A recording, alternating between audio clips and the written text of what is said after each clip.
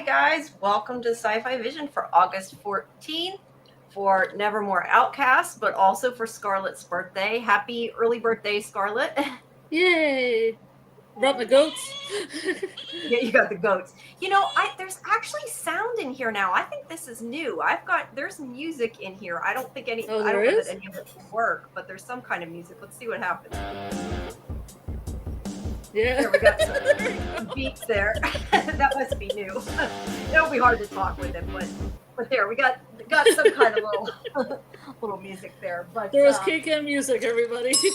Yeah, there's some stuff. Well, welcome everybody. Thank you for joining us. We're gonna do some trivia first, and then we'll move into Wednesday in probably about an hour or so, and then we'll finish with trivia an hour later. Yeah. I'm guessing probably an hour later, but yeah, we're gonna do some trivia first. So if you are here just for Wednesday, you'll need to come back. But hopefully you're staying. Well, you can stay here for monster trivia. Yeah, I was gonna say. Because there might be some Addams Family questions in there. Yes. So who knows? Please stick around. Let's see. There's the goat. There's the goat. And Lori's here as well on our audio here. My mood. There's just no icon, but Lori's called in as well. Yeah, I thought you were going to put a square in for her. No, I'd have to redo it. She'll just be invisible for tonight. I'm the invisible talking voice. The Invisible Man. It ties into the episode. Right. It does tie into the episode. But welcome everybody. Everybody's saying happy birthday in the chat. So thank you everybody for stopping by. So we have some questions that I got together, some questions that Doc got together, and some questions that Lori got together. And Lori made a PowerPoint thing that hopefully we'll play if we can figure it out. But we have quite a lot of questions, and I know you wanted to do a monster Mad Lib thing. So we can do that later. I mean, who knows how late this is going to go. All right. Well, do you have a preference which you want to do first? I know Doc. I'm looking at Doc's. He's got some horror films, some monster music. Oh. Literature. Oh, he's got a whole bunch of things. Mine is mostly monsters and Addams Family, and I'm not sure which ones, what Lori's are exactly, but we got a mixture. Mine are more generic. They cover a wide range. Not that they're generic, but they go from different topics, and it might be better maybe to start with mine, and then we can narrow it down to more specifics. Okay. Do that. I was gonna say, who has to go to bed early? That's would be my denominator. No, I'm just thinking because if we start with the more specifics, then maybe I don't know. I'm just thinking maybe it's better to start with the wider topics. Yeah. We can pull some from everywhere. We'll kind of take turns and do. That's a good idea. Back. All right, let me put them up. See if I can get it to go up. There we go. That works. Hey, and it added a box for you. Look at that. It did. All right. That's funny. It is funny. All right, everybody. We're going to start with Lori's trivia. So Cat People 1982, starring Natasha Kinski, focuses on a woman who believes she'll transform into a panther if she's experiencing strong emotions, she hears a cat's meow at midnight, she enters a church, or she's exposed to moonlight. So what do you guys think in the chat? We are probably going to have to just pick so many of these and go through, because considering we have, I think, like 70 of the other questions too, we're never going to get through everything. I feel we could just pool them, like we pooled my from questions from the last trivia for your birthday into another area, because I'm just like, we could have all these questions. Yeah, we're not going to be able to do all of them, but we'll do some of Lori's, and we'll switch over and do some of Doc's, and we'll do some of mine, and we'll just kind of see where we get. How's that? All right, let's see. This one, I want to say E, has sexual relations, but...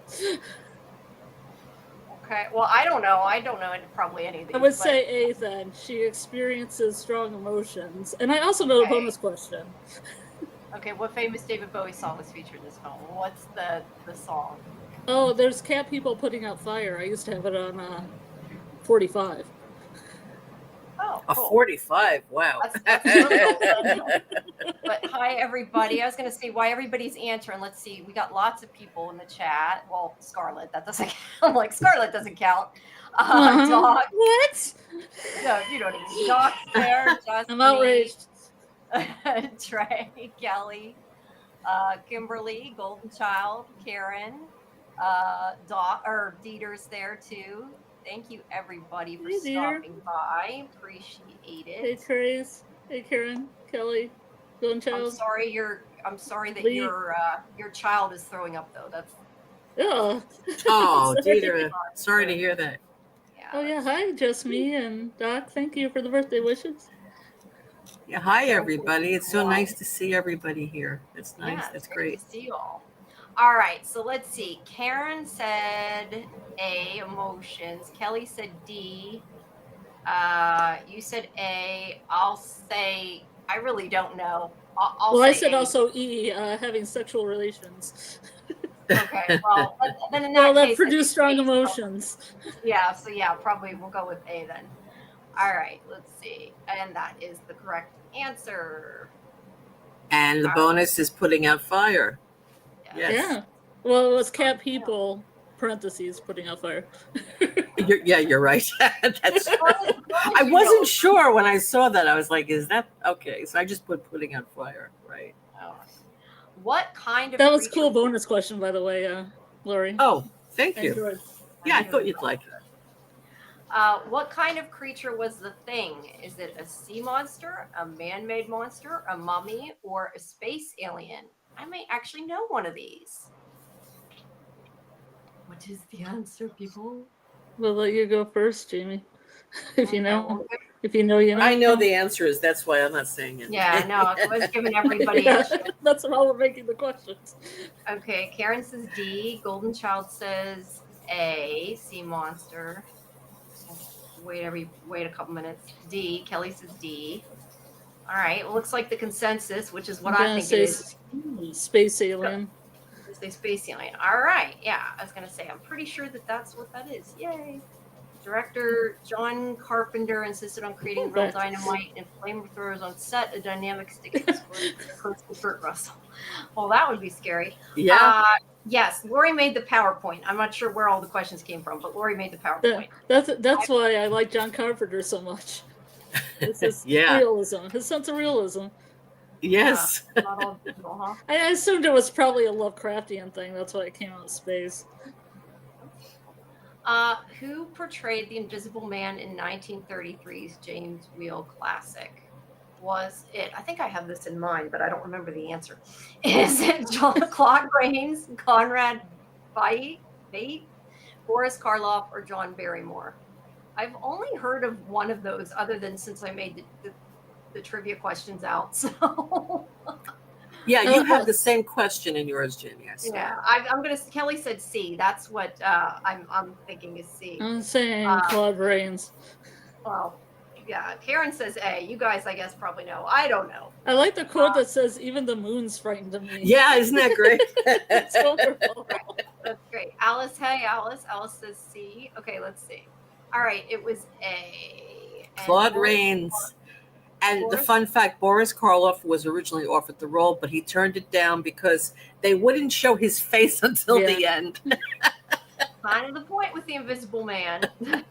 You know that like Vincent Price played an Invisible Man for their Down to sequels too. Oh, interesting. Oh, yeah. I've seen a couple of Vincent Price movies, but not Invisible Man. The only Invisible Man movie I think I've seen is the newer one and the one with Kevin Bacon.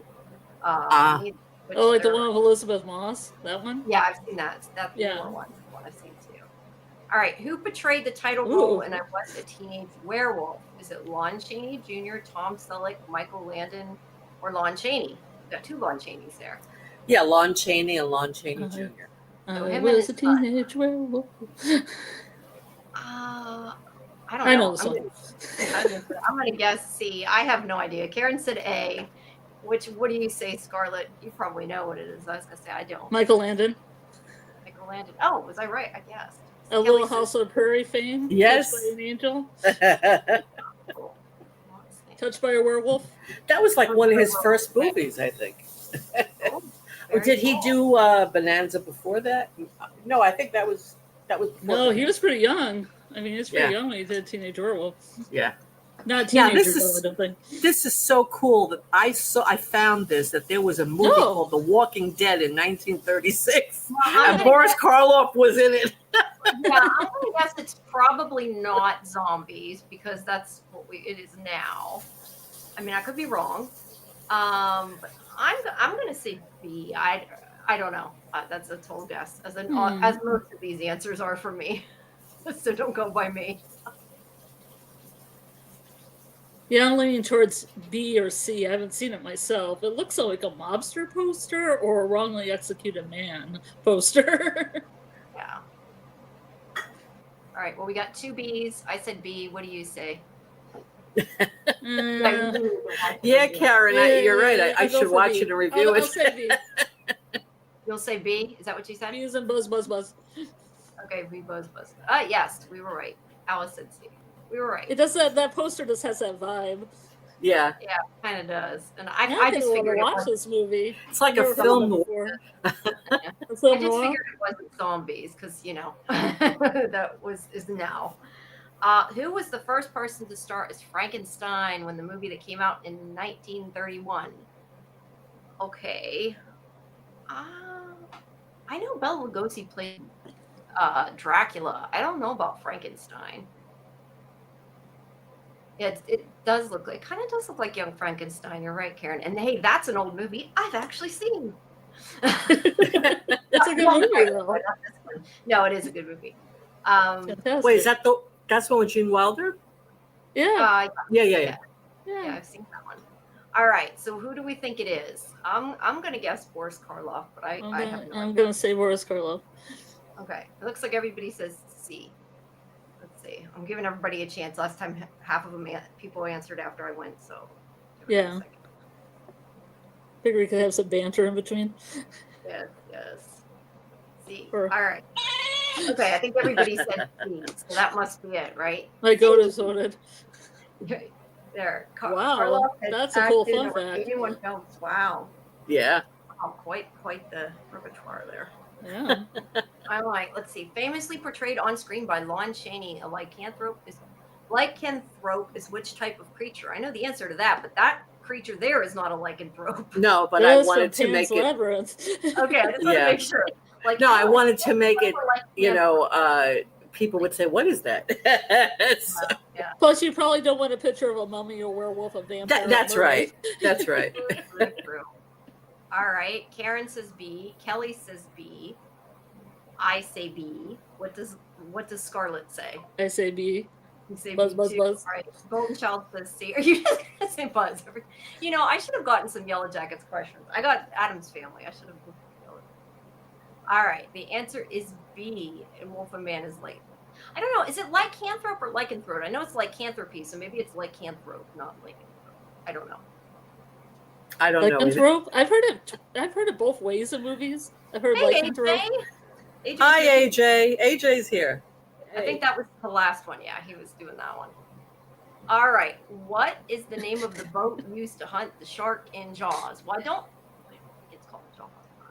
The SS Jaws. Do you know that they're bringing that to the movie theater again? It's like the 50th. Really? Yeah. Yeah, I saw an ad for it on.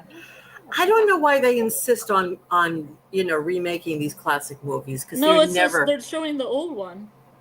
Oh yeah, no, it's the old one. They're just because I remember seeing Bruce at the Universal tour because I think they still have the Jaws shark there, and Spielberg named Bruce. Time I was there. Oh, you want to hear a fun fact about that for me? Yeah. I saw this movie in a drive-in. Can you imagine? I was so young, but I remember we were in a drive-in, and I said, "Why aren't we seeing this like in a theater? Because then it would be really scary, right?" In a drive-in, it wasn't very scary. That's funny. That's funny. I was gonna say, I'm reading everybody's chats. They say AJ said happy birthday. Karen says there's a 50th anniversary documentary. Quite good. I did not know that. I just saw the ad for the 50th movie. I am going to. Somebody's texting me. Oh, okay. Never mind. Okay, I will say B just because I'm guessing. I have no idea. Karen says B. I will say buzz, buzz, buzz. C. You'll say buzz, buzz. Okay. It is B. So you know most of these. And they made the movie Orca the Whale, like not too long after that. Yep. That's cool. Which horror film's monster serves as a metaphor for repressed grief, anxiety, and depression? Is it The Shining, It, The Babadook, or Nightmare on Elm Street? I'm gonna guess C. Does The Shining have a monster? The Shining has a lot of different monsters. Okay, well, when I think monster, I think. You like see, the monster. hotel is a monster. Exactly. The hotel is the main twins. monster. The twins. All right, fair. The twins. Okay, Kelly says D. AJ says C. Golden Child says A. I'm guessing C. Karen says C. I don't know. What Scarlet? You probably know what's the answer. I'm gonna say Babadook. I'm not 100% because I think all these could be it. All right. Well, looks like the consensus is Babadook. So let's see. Yes. Okay. Yes. That's a good movie. And by the way, I just saw it the other night. I loved it. I'm actually going to do a good. video on it. I loved it. Oh, wow. It was amazing. It was one of That's the cool. best horror films I've ever seen. That includes like real life grief and trauma. I thought it was great. Yeah. Yeah, I've heard of it, but I've never seen it. Which of the following isn't true about vampires? And I'm assuming this means based on Dracula movie. That they drink blood, they're nocturnal, they're immortal, or they're also called Nosferatu. I have a guess. I thought they were all these. E. I'm gonna guess D because isn't only one vampire Nosferatu? Or no? You know more than I do, so I don't know. But I thought like that was only one specific vampire, but I don't know. Like he's Mr. Nosferatu? Yeah, I thought that was like a specific. I don't know. I said it's a guess. Okay, we got it. Well, I know they drink blood. I know they're nocturnal. Except for Twilight vampires. Are we talking Twilight vampires here that sparkle? Yeah, maybe it depends on the vampire. I guess it's just like classic vampire lore because I did put that poster up there. So yeah, because the classic vampire lore, I would probably say D. But if you're talking Twilight vampires, I probably say no, it's classic. It would be classic. We got 4 D's and a B. I'm guessing D too. So let's see. It's D. Nosferatu is not a Romanian term for vampire, nor is it even a real word. Bram Stoker lifted Nosferatu straight from Madame. Okay, I was Madame. Madame. Yeah, I don't know. I can't read. Madame. All right. Can I read the rest of it? It was cut off. Can you read it? I can't get past the slide thing. I don't know. Oh, is it cut off? Yeah. Slide. Okay, so Madame de Lazowski-Gerard, who wrote about superstitions she encountered while living in Transylvania. Okay, cool. I love that there's fun facts. Yes. I don't know. Are you in? AJ's saying he can't see the chat. Are you in YouTube, AJ? I don't know. I see them all, but I'm in StreamYard, so I'm not the right person to have. I see that. I see it on my phone. Yeah, I see it. Yeah, I don't know. Maybe it's YouTube being stupid. What is the best way to stop a werewolf? Silver bullets, eat wolfsbane, drive a stake through its heart, or burn it with holy water? All right. Yeah, I don't know, AJ. YouTube sometimes. Well, my YouTube's showing it, though, so I don't know. All the above, just to be safe. Yeah. Well, do you eat the wolfsbane yourself, though? Don't you feed? You would feed it to the werewolf, right? Or do you eat it yourself? Yeah, I assume so. Yeah, I would say A. Look.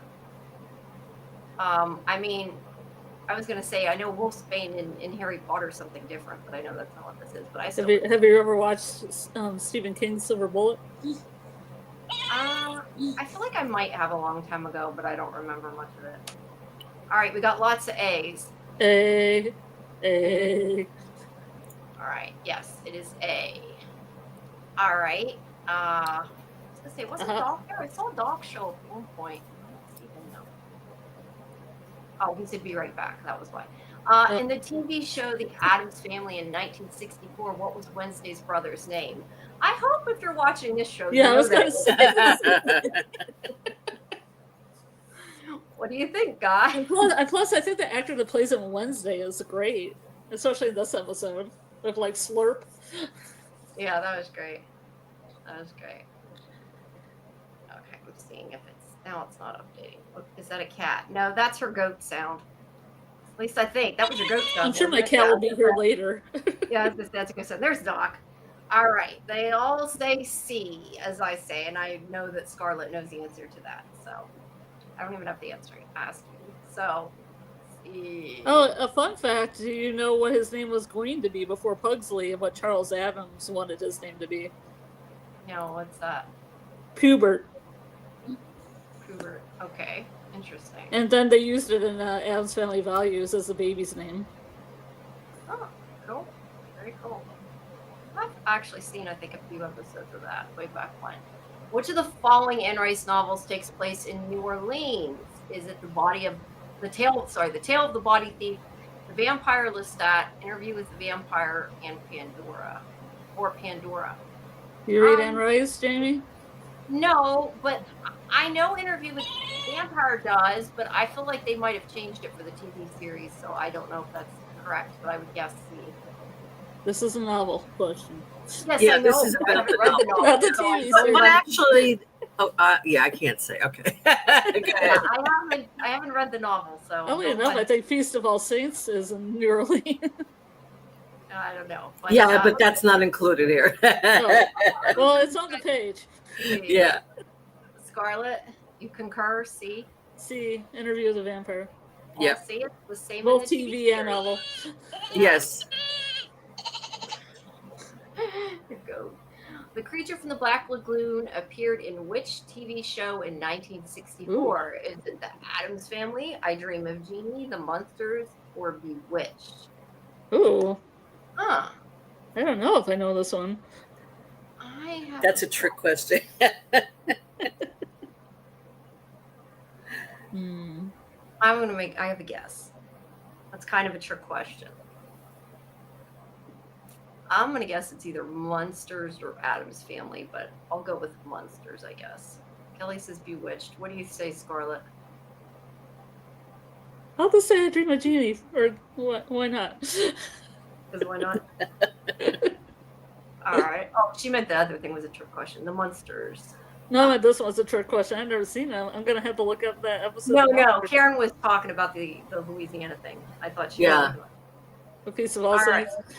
Yeah. The Legend of Sleepy Hollow. Who saw the Headless Horseman? Was it Paul Revere, Washington Irving, Ichabod Crane, or William B. Smith? I'm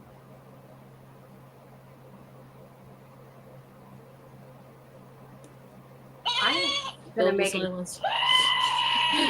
based on process of elimination, but I could be completely wrong.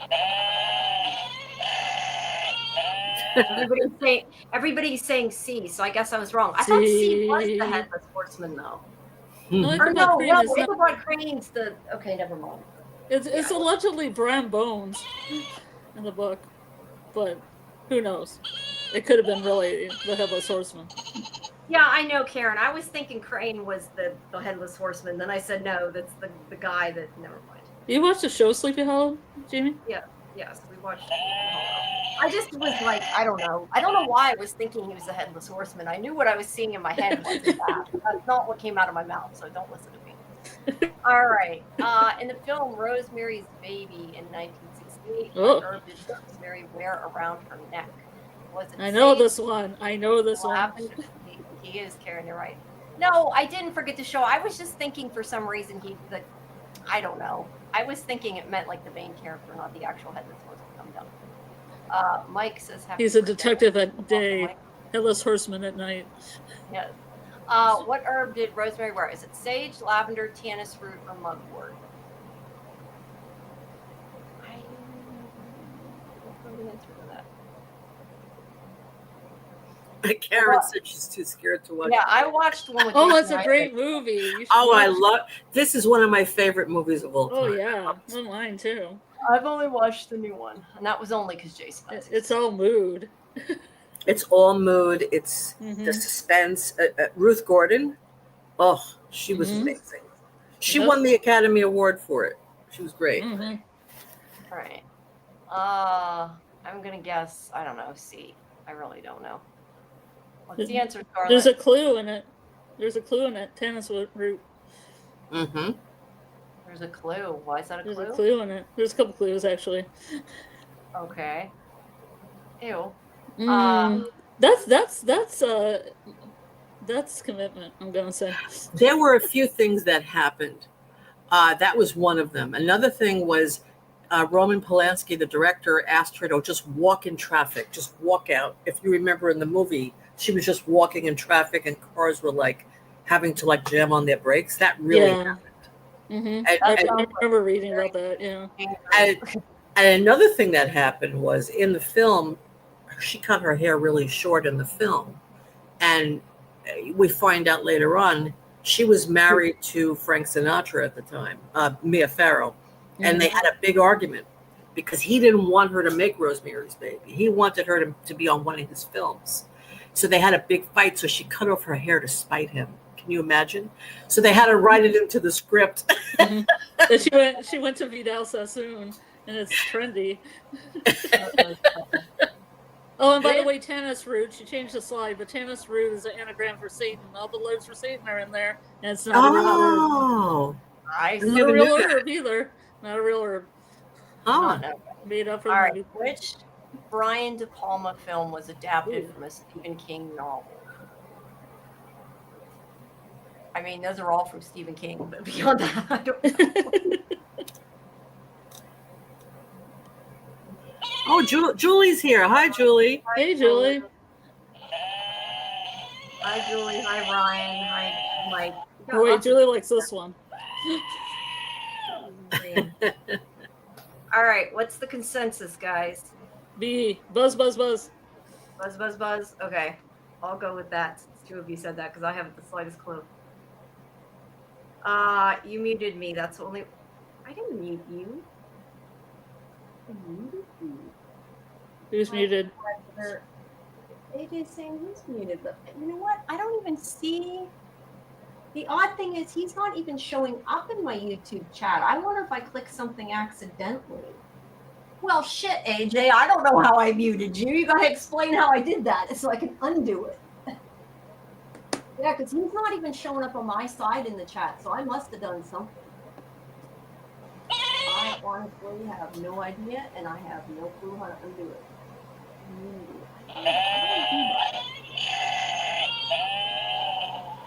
Unmute.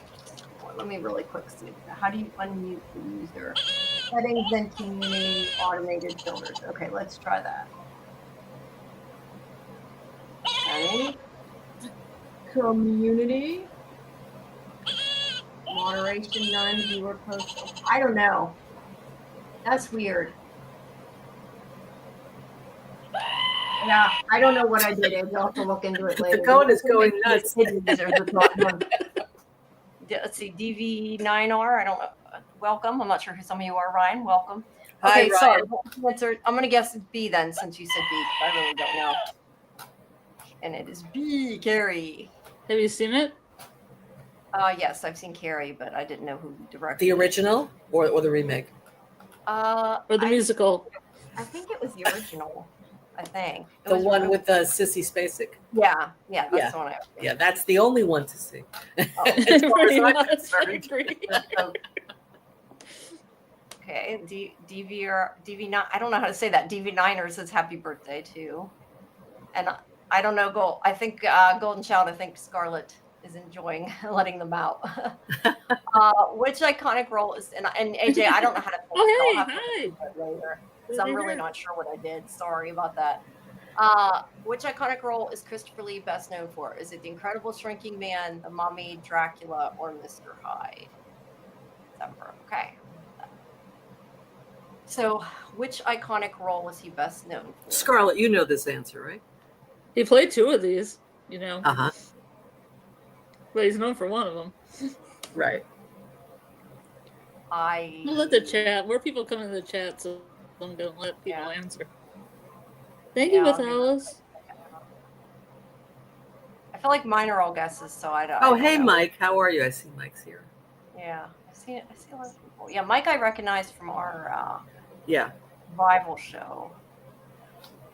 You know, Ryan's been to one of our shows. I don't remember which one. I get mixed up which one, but I recognize the name. Fletcher, Golden Child. And Yeah, somehow Mikey. I muted AJ, which I don't know how that happened, but I'll have to figure it out later. I don't see it on the list. The only thing I see on the list is somebody with like a weird name that says hidden user, and it's not AJ, so I don't know what I did, but whatever I did, I'm sorry.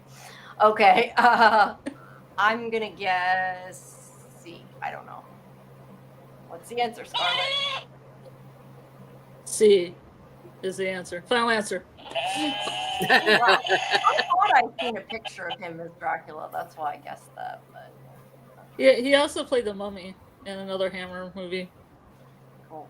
Which Anthony Hopkins film depicts a ventriloquist with an abrasive dummy? It's a classic. Yeah. Gave me nightmares as a kid. Gave me nightmares as a child when I watched it. Yes, me too. Two of those movies I've seen, and I definitely don't remember a dummy. So, that's why Jasper for From was bringing up stuff in me because of this movie. Yes, I thought the same thing. All right, let's see. I see a C, a D, a B, a B. I'm gonna guess B. Buzz, buzz, buzz. Buzz, buzz, buzz. Yay. All right, 20. Alfred Hitchcock's The Birds and Rebecca were written by which author? Is it Shirley Jackson, Mary Shelley, Daphne du Maurier, or Margaret Mitchell?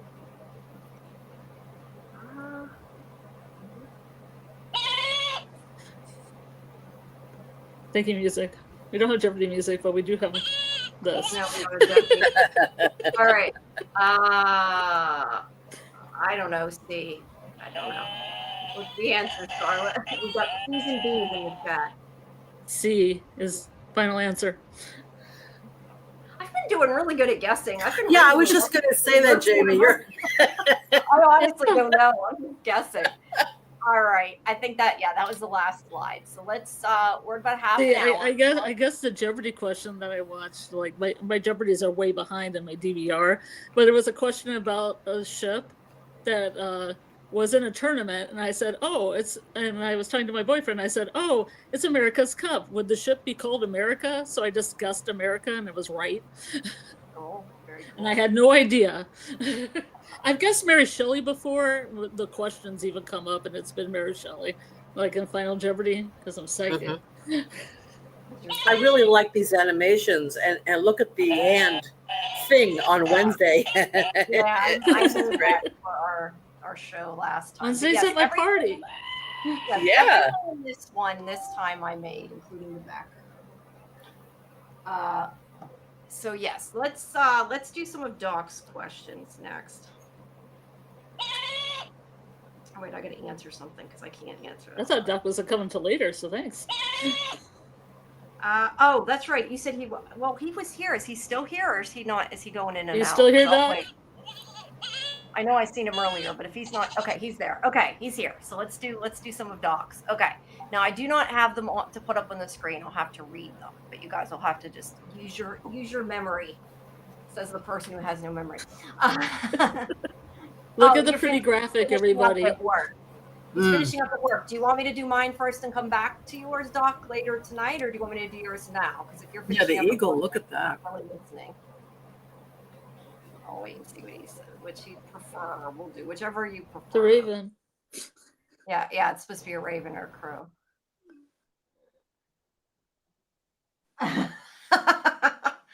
Sorry, I laughed. If it was an eagle, okay. he'd be making hawk noises. Yeah, if it was an eagle, true. All right, so let's read. I will read Doc's. All right, in the 1973. This isn't Peacemaker, man. In the 1973 film The Wicker Man, what is the name of the island where Sergeant Howie investigates a missing girl?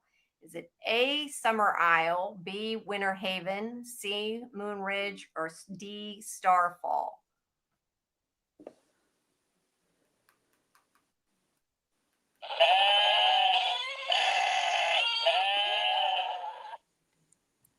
Is it Summer Isle, Winter Haven, Moonridge, or Starfall? I have the answers in front of me, so I can't guess.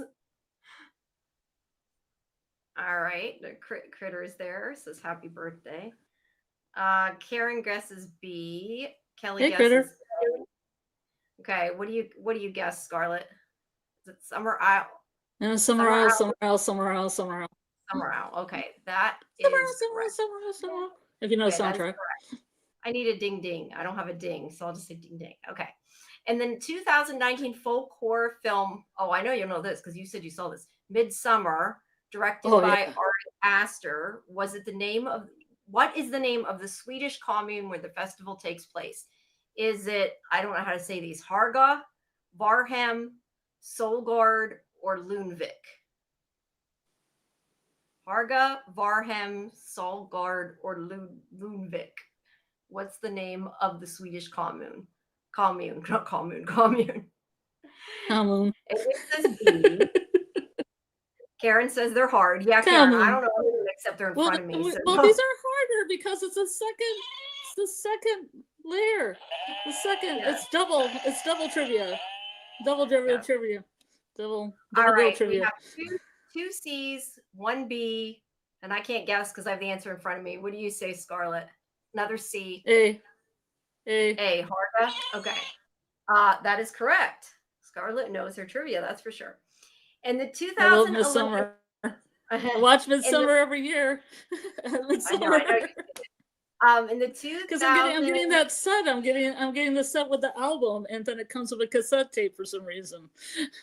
It's the soundtrack music. All the ritual music comes on a cassette. I don't know why, but now I got to get a cassette player because I have other cassettes. Anybody want to donate me a cassette player? Let me know. I have a cassette player somewhere. I don't know where. In the 2011 folk horror film Kill List, what occupation do the protagonists, Jay and Gal, have before they encounter a sinister cult? Are they private detectives, hitmen, journalists, or exorcists? A, I like this movie. B, hitman, C, journalist, or D, exorcist?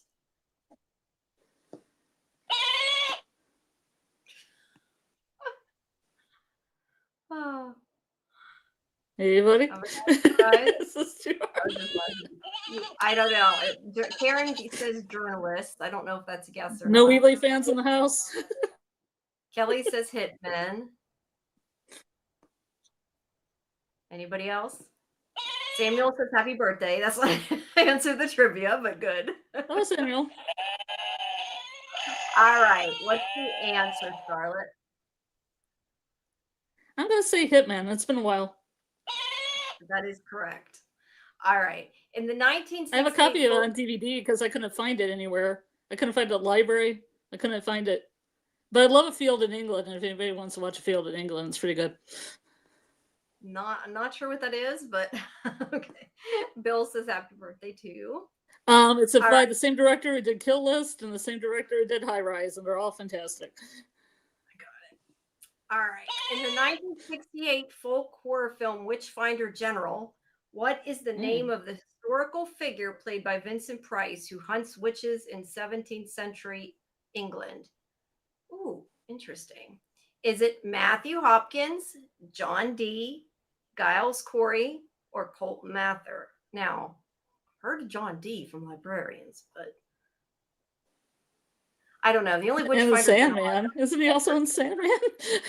Yeah. Oh, yeah. Wait. Yeah. John Dee's in Sandman. Isn't that the name of the crystal though? Isn't it John Dee's crystal, or is it somebody Dee's? Maybe I got the wrong name. I don't know. Anyway, is it Matthew Hopkins, John Dee, Giles Corey, or Colton Mather? And like I said, the only Witchfinder General I know is in Doctor Who, and that ain't an answer there. So yeah. What's the first one? Matthew Hopkins. What's the last Matthew one? Hopkins. What's D? Colton Mather. I mean, between those two, I'm gonna say A. Okay. You are correct. It is A. It's a good movie. It's a good Vincent Price movie. Doc likes folk horror, whatever that is. I have to dig into this. Yeah, I know. I was gonna say Scarlet does too, but I have not seen any of these. So I requested folk horror. I don't It's know. my thing. That's why I like Yellow Jackets so much. I like Yellow Jackets. I like Watchers, but I don't. Most of the stuff I haven't seen. In the 2017 folk horror film The Ritual, what creature from Norse mythology is worshipped by the Swedish cult encountered by the hikers? Is it Jotun, Draugr, Neohogr? I'm probably butchering these. Or Fenrir?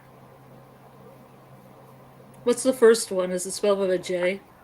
Yeah, isn't that an H? Isn't that pronounced an H? Hotun, or is it Jotun? Maybe I'm wrong. I don't know.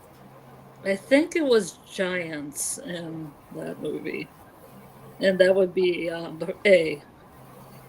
Okay. I think that's Norse giants. Spawn of Alright. Loki or something like that. Okay, we got 2 A's, a C, and, well, I don't count because I know the answer. You have any guesses, Lori? I'm sorry, I forgot you don't have the answers for these ones. You could be guessing too. I just wasn't going to you because I forgot you don't have the answers. I'm sorry. That's okay. I don't know the answer to this one. No. Okay. You might get an education in folk horror. It's pronounced Y. Jotun. Okay. Jotun. Okay, well, it is A. Jotun, however you pronounce it. Okay. The Wicker Man. What Celtic festival is central to the islanders' ritualistic practices tying into folk horror traditions? Is it Samhain, Beltane, Lughnasadh, or Imbolc? I've seen the new What? Wicker Man. I've not seen this Wicker Man. Is it What was Samhain, C, Jamie? Lughnasadh? Lunaza? Okay, Lunaza. Samhain, however you say it, Beltane, Lughnasadh, or Samhain? Samhain? what? Samhain, Beltane. It's Samhain, not Samhain. Samhain, pronounced Samhain. Okay. Samhain, Beltane, Lunaza, and Bud. Okay, which one is it? Mayday, Beltane. Okay, I was gonna say I figured it was A or B, but I've seen the newer one. It's B, Beltane. Let's see. In the Celtic is a weird language. Oh, you know a lot more than I do, that's for sure. In the 1971 folk horror film The Blood on Satan's Claw, what is unearthed by a farmer that triggers demonic events in a 17th century English village? Is it a cursed talisman, a demonic skull, an ancient book, or a petrified claw? A, cursed talisman, B, demonic skull, C, ancient book, or D, petrified claw? I'm going to say B. Okay. I haven't seen this movie in so long. Aaron says C. Lori says B. Well, what do you say, Scarlet? Do you have a guess? Or I'm going to say D. I think it's a claw. Scarlet got one wrong. The first one you got wrong, though. Yes, it's a demonic skull. Yay, I was right. Bummer. All right, now we have. It's been a while, man. I haven't seen that one like a decade. It's great to see all these, though. You've seen a lot of movies. That's an old. Okay, that's a deep cut. This one is. These are monsters. Yeah, but Jamie, you can see it like it's free. Like if you have cable, because a lot of these things are like on Tubi for free. I know Blood on Satan's Claw is. Oh, I got it from the name. I thought it was Satan's Claw. That's right. That's what messed me up. I think that was. I was going to say Doc said trick question. I think that was a trick question. Bummer. Trick me up. Huh? Okay, Monsters in Music 9. In David Bowie's 1977 song Heroes, inspired by a Cold War setting, what monstrous or oppressive force is implied as a backdrop to the lover's story? Is it a vampire coven, the Berlin Wall, a werewolf pack, or a zombie outbreak? A, vampire coven, B, Berlin Wall, C, werewolf pack, or D, zombie outbreak? This is like our second David Bowie question. I don't know, but are you having fun making the screams and the go noise? It's my emotions. I feel so much. Oh, you're going to turn into a panther, a cat people. You might. Your emotions are too strong. Okay, I have a couple B's, Berlin Wall, 1 C, werewolf. What say you, Scarlet? Berlin Wall. Berlin Wall. Berlin Wall, okay, yes. It's a great song. I've not heard it. Yeah, all right. music. Blue Oyster Cult's 1977 song Godzilla pays homage to the iconic monster. Which lyric best captures the destructive power of Godzilla in this song? Is it A, he's a fire-breathing legend, B, history shows again and again, C, he's a shadow in the night, or D, the city burns in his wake? Wow. What was Are those A? all lines in the song? Or just, I'm not sure if that means just which one's the best or if they're all lines in the song or not. But What's A? he's a fire-breathing legend. Hmm. I If feel we like got- it's A. I feel like it's A or D. I was gonna say some people say A, D, B, and I have no idea from either, which is my answer if I didn't see it there. So It's either one lyric from the song or it's all the lyrics and it's Doc's favorite lyric from the song. could be. I'm gonna say A. Okay, it is not. It is B. Bill is correct. History Yeah. shows again. I do thought know it the was me song too. though. I should have said it. Godzilla. Yeah, I know the song. He's like a shadow in, what is it? He's a shadow in the night, or That's why I think maybe all those lines are in the song. And that's I'm gonna say when Doc's birthday comes up, if he wants, I'm gonna do some pretty serious Godzilla. I'm gonna do some research and come up with some questions. All right. Rob Zombie's 1998 song Dragula is inspired by monstrous from the 1960s TV show. What is it? I know what it is. A, the Addams Family, B, the Munsters, C, Bewitched, or D, Scooby-Doo? Scooby Doo.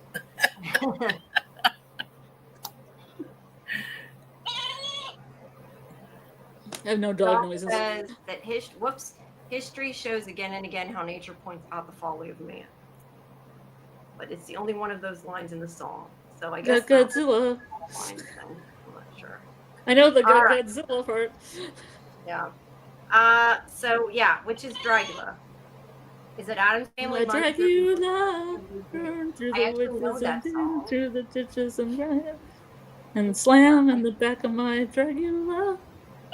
Okay, so which show is it then? I see it. It's the D, Monsters. I- Monsters.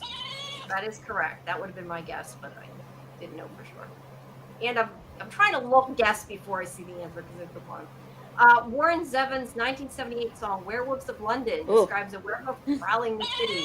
What activity is the werewolf notably doing in the song? Is he drinking a pina colada? Not Drinking a pinata? Pinata. Okay, Jamie.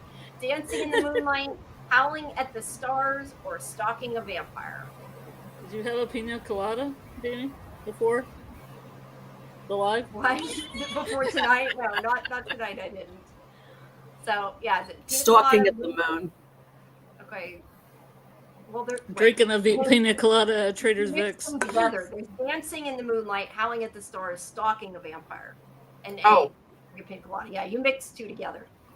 Dancing in the moonlight. Okay, that's what I thought it was. Karen says pina colada at Trader Vic's. At Trader Vic's, yeah. We're on the same wavelength, you and I. And his hair was Trader perfect. Vic's. Wow, that's And his a hair lot. was perfect. What is it, Scarlett? Do you know? He's drinking a piano at Trader Vic's, and his hair was See, now you perfect. can't say it either. Pina colada.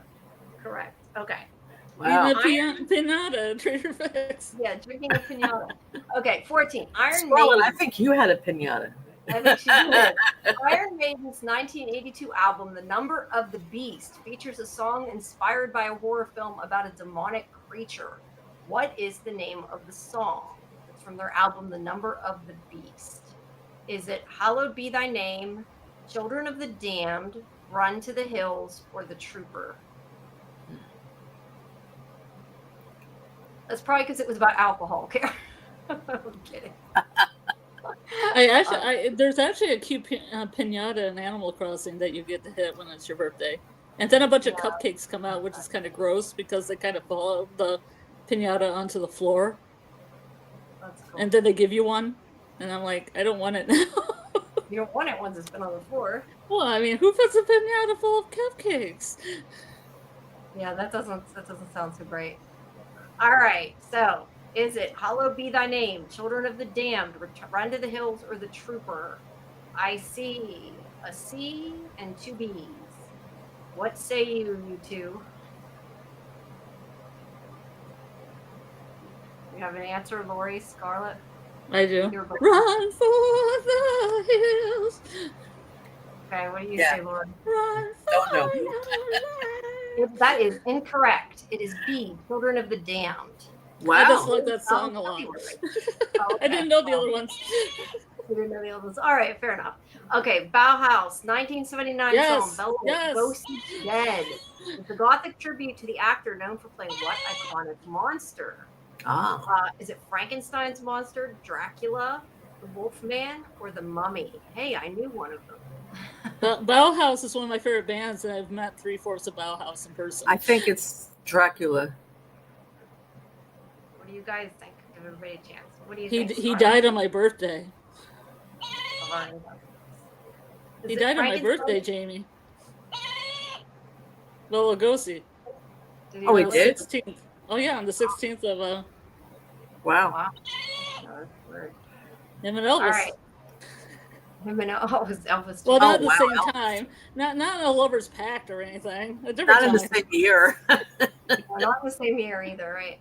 Okay, is it Frankenstein's monster, Dracula, Wolfman, or Mummy? Do you have a guess, Lori? You said, I Yeah, think we both. Dracula. Yeah, all right. I said that too. He's buried in the cave. That was one of the few I knew, or well, one of the only I knew. All right, Type O Negatives, 1993 song Black Number 1, Little Miss Scarall, is a gothic anthem about a vampire-like figure. What is the song's protagonist obsessed with? Is it blood rituals, or black hair dye, moonlit dances, or ancient curses? I don't listen to any Type O Negative. This is going to be a guess. What are they again, Jamie? Blood rituals, black hair dye, moonlit dances, or ancient curses? I'd say A. Do you have a guess? I'll say Scarlett? D. I'll say D. Okay. Scarlet, or not Scarlet, Karen loves O negative. Well, what's the answer then, Karen? You didn't What's give the an answer, Karen? I want to see if she knows it.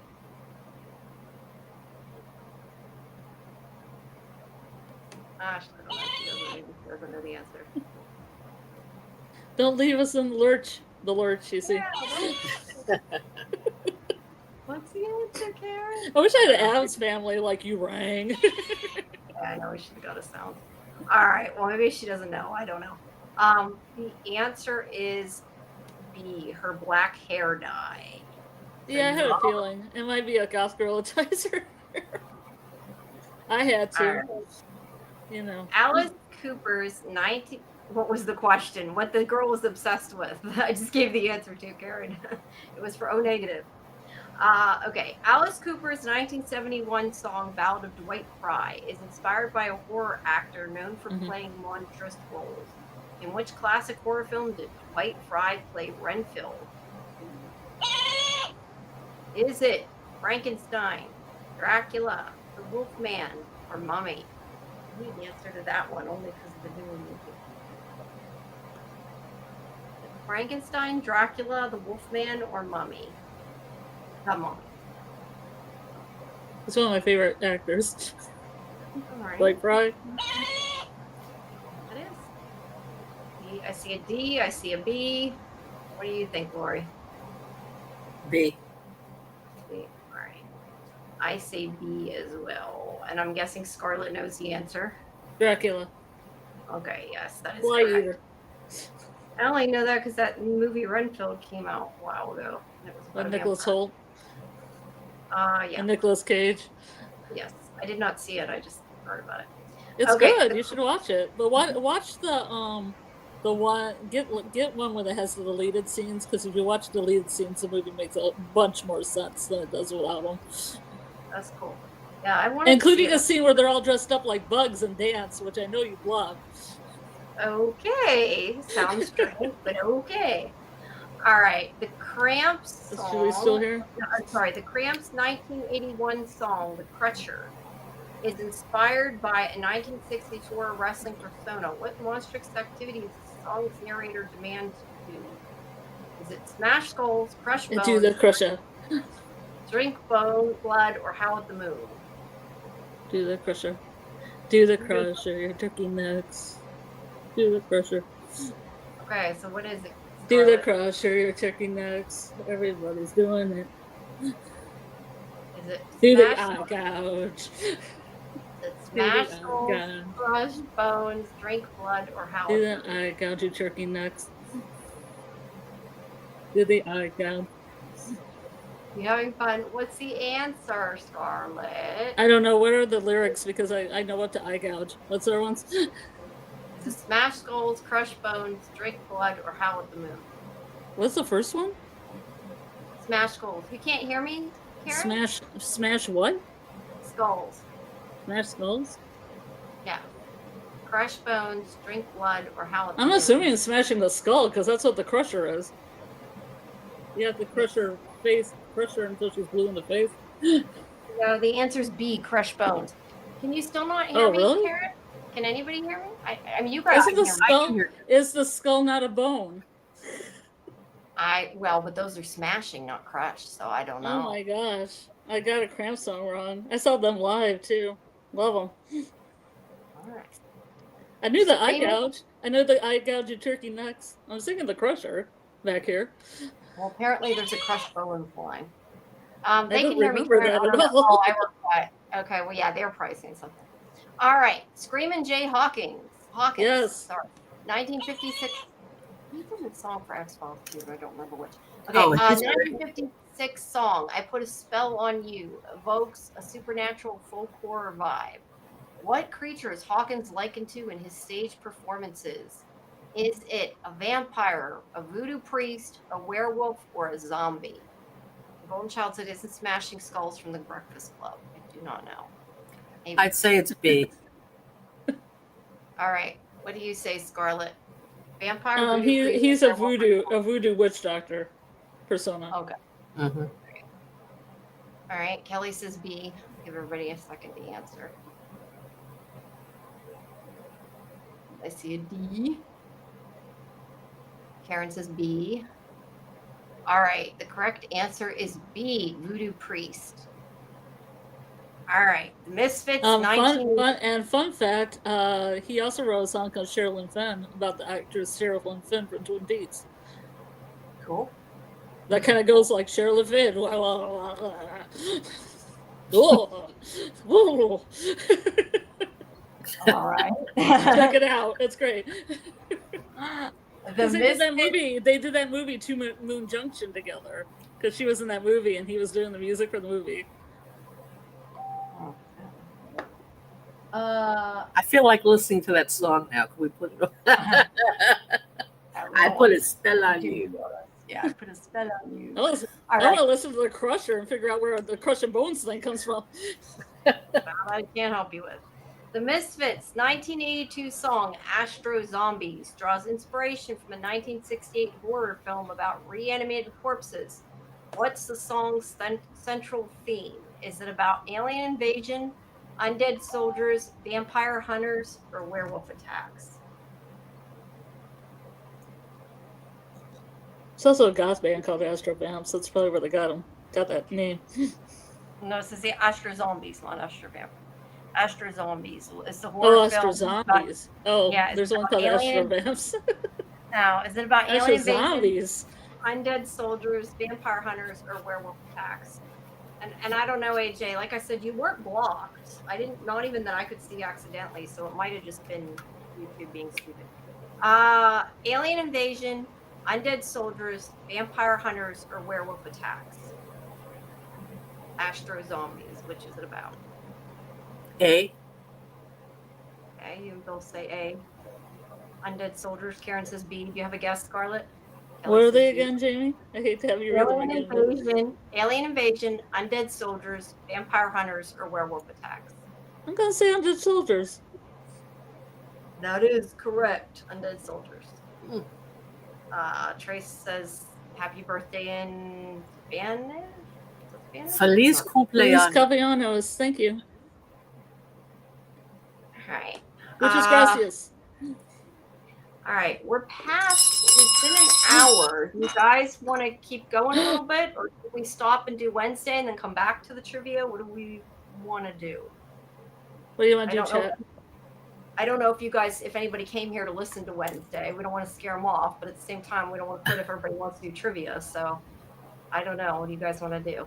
Bill says keep going. We got one answer. Bill says it twice. So I guess that makes twice is important. 2 answers from Bill. 2 answers from Bill. All right. Trivia. All right. Let's do a few. Now it's Friday. You're right. It is Friday. Well, technically her birthday's Saturday, so Yeah, no, it's Friday. And we're covering on Friday and it's Wednesday, so who knows. Whatever Scarlet wants. You want to do a little bit more, Scarlet? That's a good idea. Whatever you want to do. Do you want to do a little bit more? Sure. All right. Let's do a couple of mine, switch gears, because we did 20 of dogs. We'll do the rest of dogs after. That way we're switching over and doing some other things besides monsters. I am going to skip to the Addams Family questions that I have here. Oh yeah, that's good. Although some of these are really easy. I'm because a couple of them I even knew. So it's a good prelude into the show. Exactly.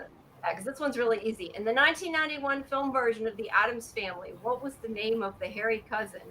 Is it Thing, Fester, Lurch, or It? Although for some reason I typed Festa instead of Fester. Most of all are correct. Cousin It. Does everybody agree? I'm looking to see if the chat's going to answer. I thought that one was really easy. But Can I answer, chat? Kelly says D. Bill says D. AJ says D. Karen says D. Everybody knows it's D. All right. It. Sorry, that was it. If it was my choice, we have trivia till like 5 in the morning. Yeah, well, I be doing Mad Libs till 6 a.m. I cannot stay till 5 in the morning. I have 3 hours of NCIS I gotta watch before tomorrow, or I'm gonna drop dead if I try otherwise. What year did the original Addams Family TV series begin? Is it 1970, 1964, 1987, or 1979? 64. Okay. Lori says B, 64. What say you, Scarlet? 64. 64. All right. Mike's still on the last question. It's fine. Okay, no, I know. It's hard with the chat. Okay, Kelly says 64. Golden Child says 79. AJ says 64. The consensus is 64, and that is correct. Who does Uncle Fester marry in the Addams Family Values? Is it A, Shelley, B, Debbie, C, Penny, or D, Tilly? Tilly. What do you think it is, Lori? Penny. Penny, all right. What's everybody else think? I know Scarlett knows the answer since she loves that movie. I love that movie so much. Also says C. Karen guesses A.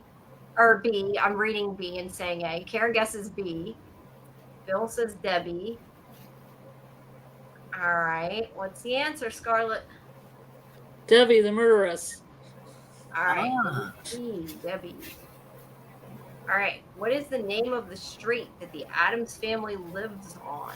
Is it A, The Last Pass, B, Cemetery Ridge, C, Devil's End, or D, Satanic Drive, etc.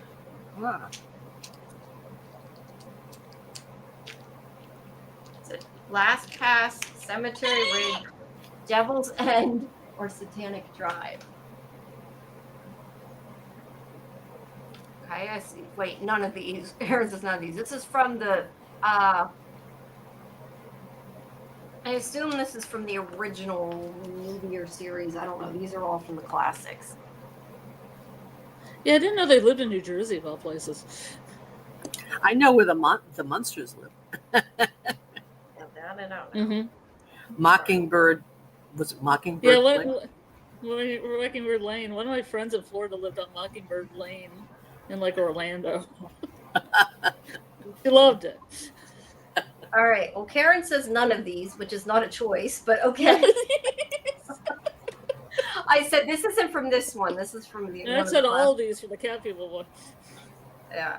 So is it Last Pass, Cemetery Ridge, Devil's End, and Satanic Drive? Which is it, Scarlett? I have no idea. Cemetery Ridge.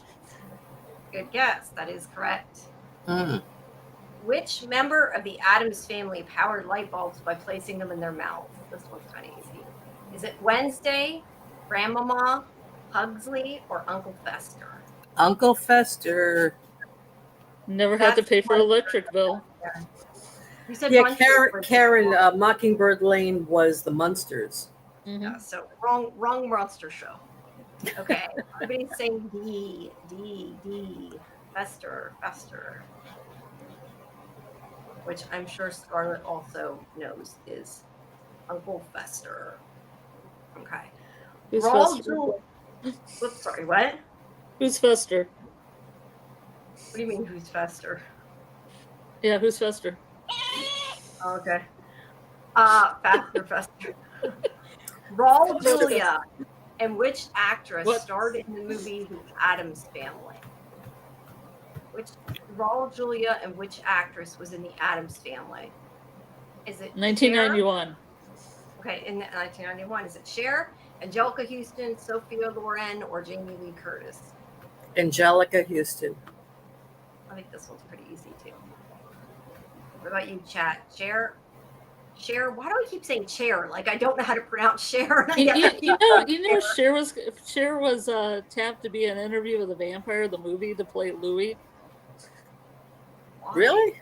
A female Louis, yeah, because they were scared of the gayness. Weird. All right. Is it Cher, Angelica Houston, Sophia Loren? Cher and Tom Cruise. I can't picture that. Sorry. Very, very strange. All right. The answer is B. Angelica Houston. What kind of animal was Pugsley Addams' pet Aristotle, the original The Addams Family? Was it a monkey, a dragon, a scorpion, or an octopus? I saw this somewhere. I knew the answer. I think it's Scorpion. What do you guys? Yeah, because Wednesday had the octopus.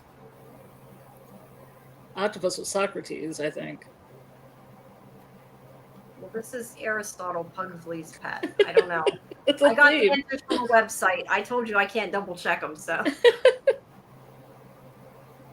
Looks like we've got all different answers. Well, according to this website, it is D, octopus. Wow. I'm going by what the website says because I don't know. But the animated film, the one that came out in 2017, has Wednesday with an octopus. Well, no, this is the original.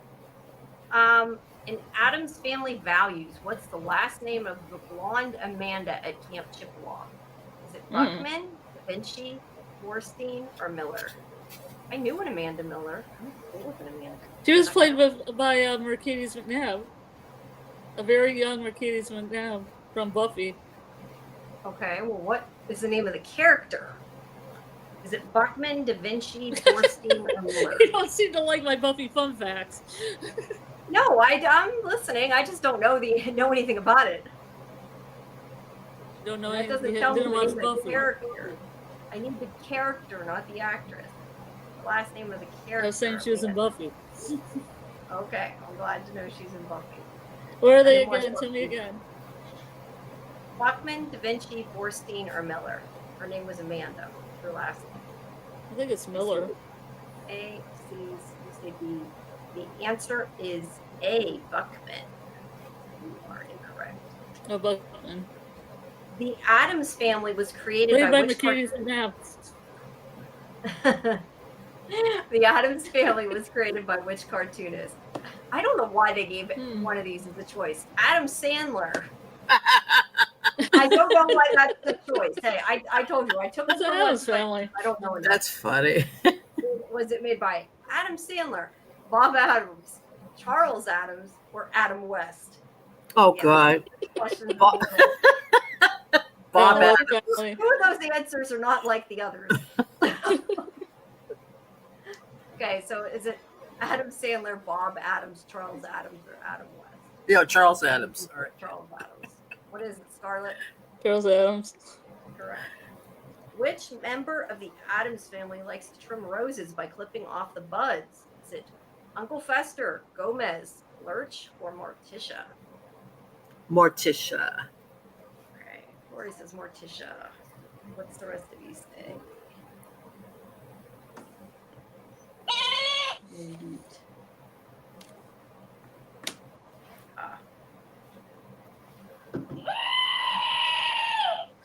Everybody says well, Karen says Grizzly, who wasn't a choice. Grizzly Addams.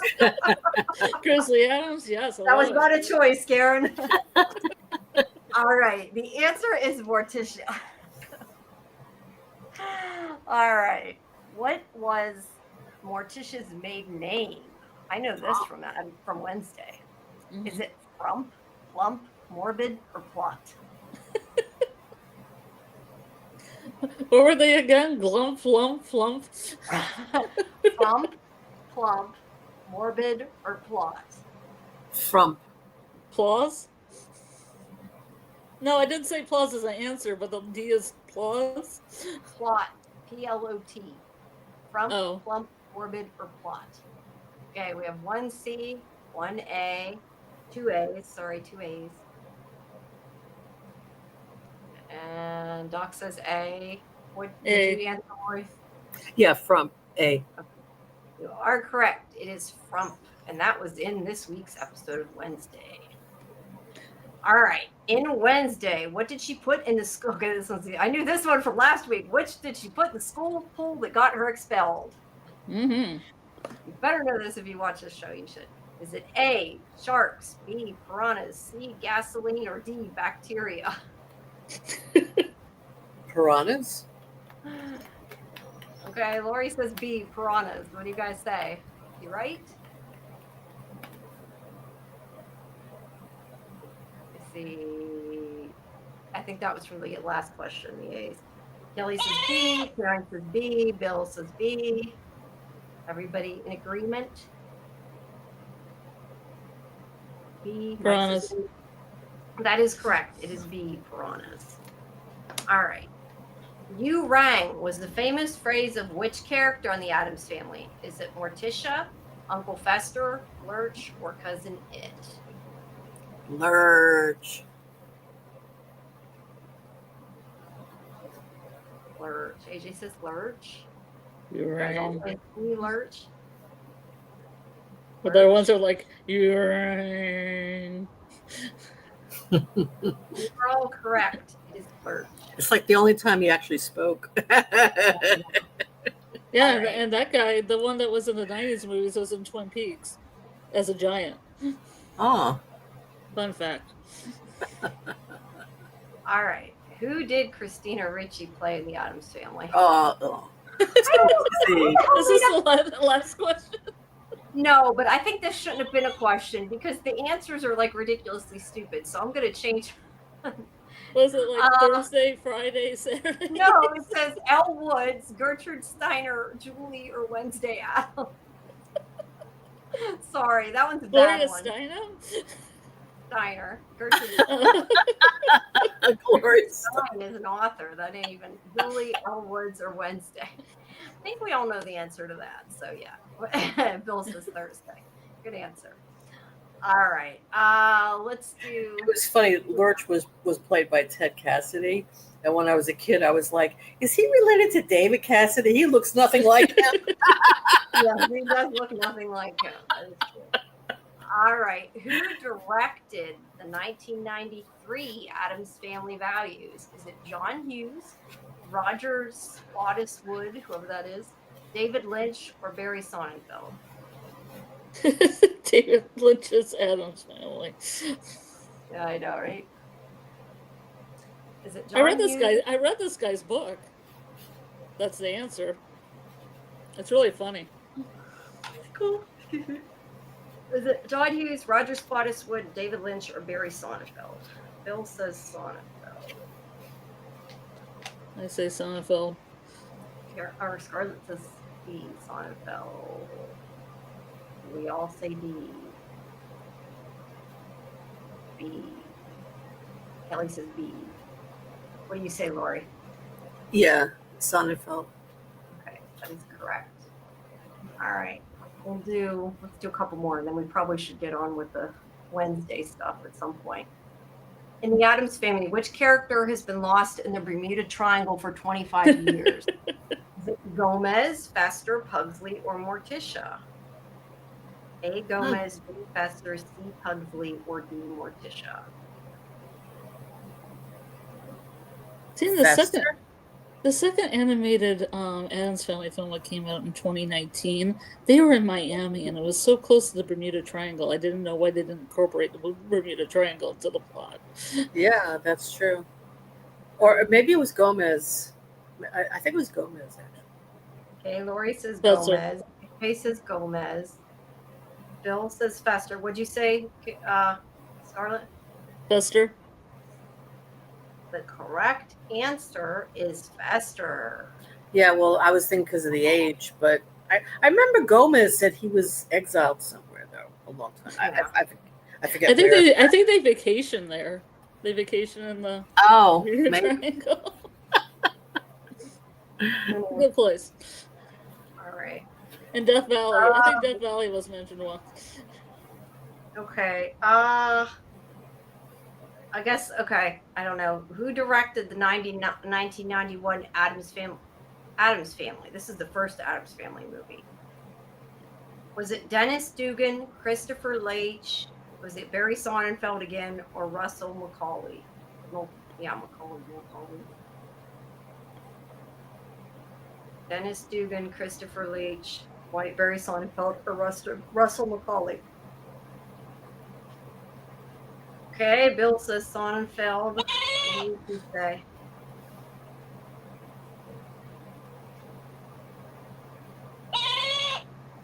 What do you two say? What was it? Stuart who? Dennis Dugan, Christopher Leitch, Barry Sonnenfeld again, or Russell Macaulay? Oh, Russell Macaulay. I don't know. I'm taking a guess. I'm going to go with Barry again. The correct answer is Barry Sonnenfeld. Oh, yes. All right, we have 4 more Addams Family questions. Do them, and then we'll probably should go on to Wednesday. In the original Addams Family series, Grandmama Addams carried what weapon? Was it hand grenade, battle axe, nunchucks, or pistol? I think it's a pistol. Hand grenade, battle axe, nunchucks, or pistol? Or go. What do you guys think? I'm going to go with the old battle axe because it seems like kind of a sexist thing they would say in the 60s. All right. Bill says slingshot. Golden Child says hand grenade. Lori said pistol. Kelly said nunchucks. Scarlett said battle axe. You all got different answers. The correct answer is B, battle axe. Scarlett was right. Yay, sexism. Who appeared as Wednesday Addams? Yeah, I know. Like, sorry, boo. Sexism. Okay. Who appeared as Wednesday Addams in one season of the new Addams Family? I didn't. I guess that was a different series, the newer one. Is it Lisa Loring? I think I know what this is. Krista Rodriguez, Nicole Gear, or Rachel Potter?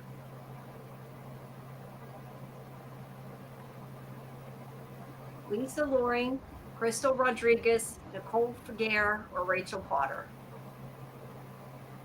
Karen says Rachel Potter. Bill says Lisa Loring. What do you guys say? B. You say Krista Rodriguez. What do you think, Scarlett? Kelly says everybody's favorite Wednesday, Nicole Nevermore. Yes. It's C. Everybody's favorite Wednesday. Isn't it everybody's favorite Wednesday? I don't know, but it was C. You're correct. All right. Now, this you already answered earlier. What's the name of the youngest Addams child in the Addams Family values? Is it Hubert, Morticia, Wednesday, or Pugsley?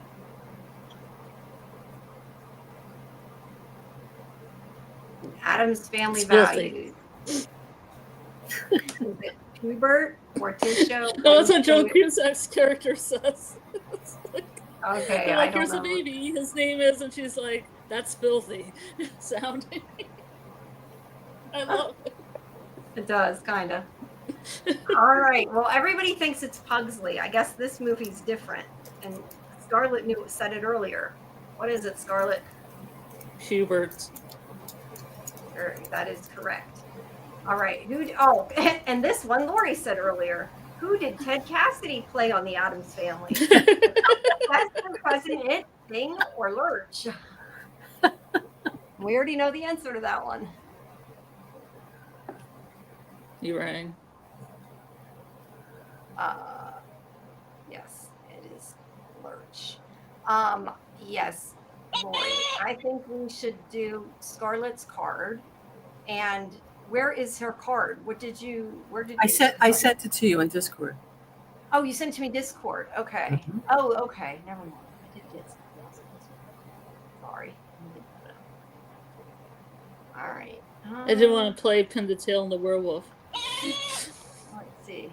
Okay. I see. How do I do? Can I download that? You have to download it. Yeah. Yeah. Let me download it. Get it to show here. Hopefully that downloaded. We'll see. All right. I can put it in StreamYard again if it's easier. I should be able to. Actually, that might. Let me see. Does that upload a whole video if I click that? No, It's a video file. I can just put it in there. Yeah, go ahead. That's probably easier because otherwise I got to change around everything. All right. It might be easier.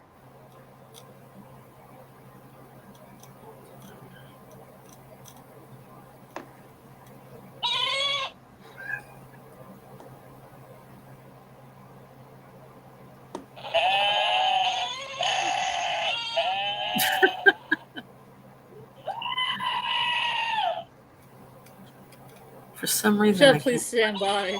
Card. It's not letting me do it. Please Let me stand by. Card. All right. You got it? Sorry. It's not letting me do it for some reason. Hold on. Okay. Let me try. I got one other way I can do this. Hold on.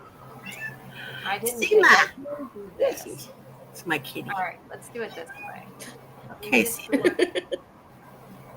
Let me try adding a video through OBS. See, oh wait, I have it. I'll take it. Oh, you got it? Okay, I just put it in. Yeah. Okay. All right. I see it. All right. Here is Scarlet's card that Lori made. Yeah. There we go. Okay. All right. Oh. There we go. Wait. Start from the beginning. Wait. I can start it over. How do I start it over? Okay. I think I'm doing it. Pictures of Joe McHale without a shirt on. I'm good. Wait. Is it on? Yeah, but you you turned the music. Okay. All right. Let's start. Wait. Let's start. Okay. Okay. Go ahead.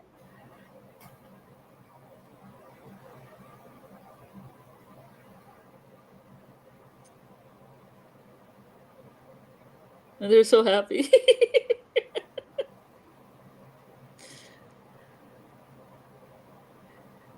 Is there music? Is there supposed to be music? Because of YouTube, I didn't put the music on. Yeah. Oh, Okay. I mean, like little fish swimming in the water.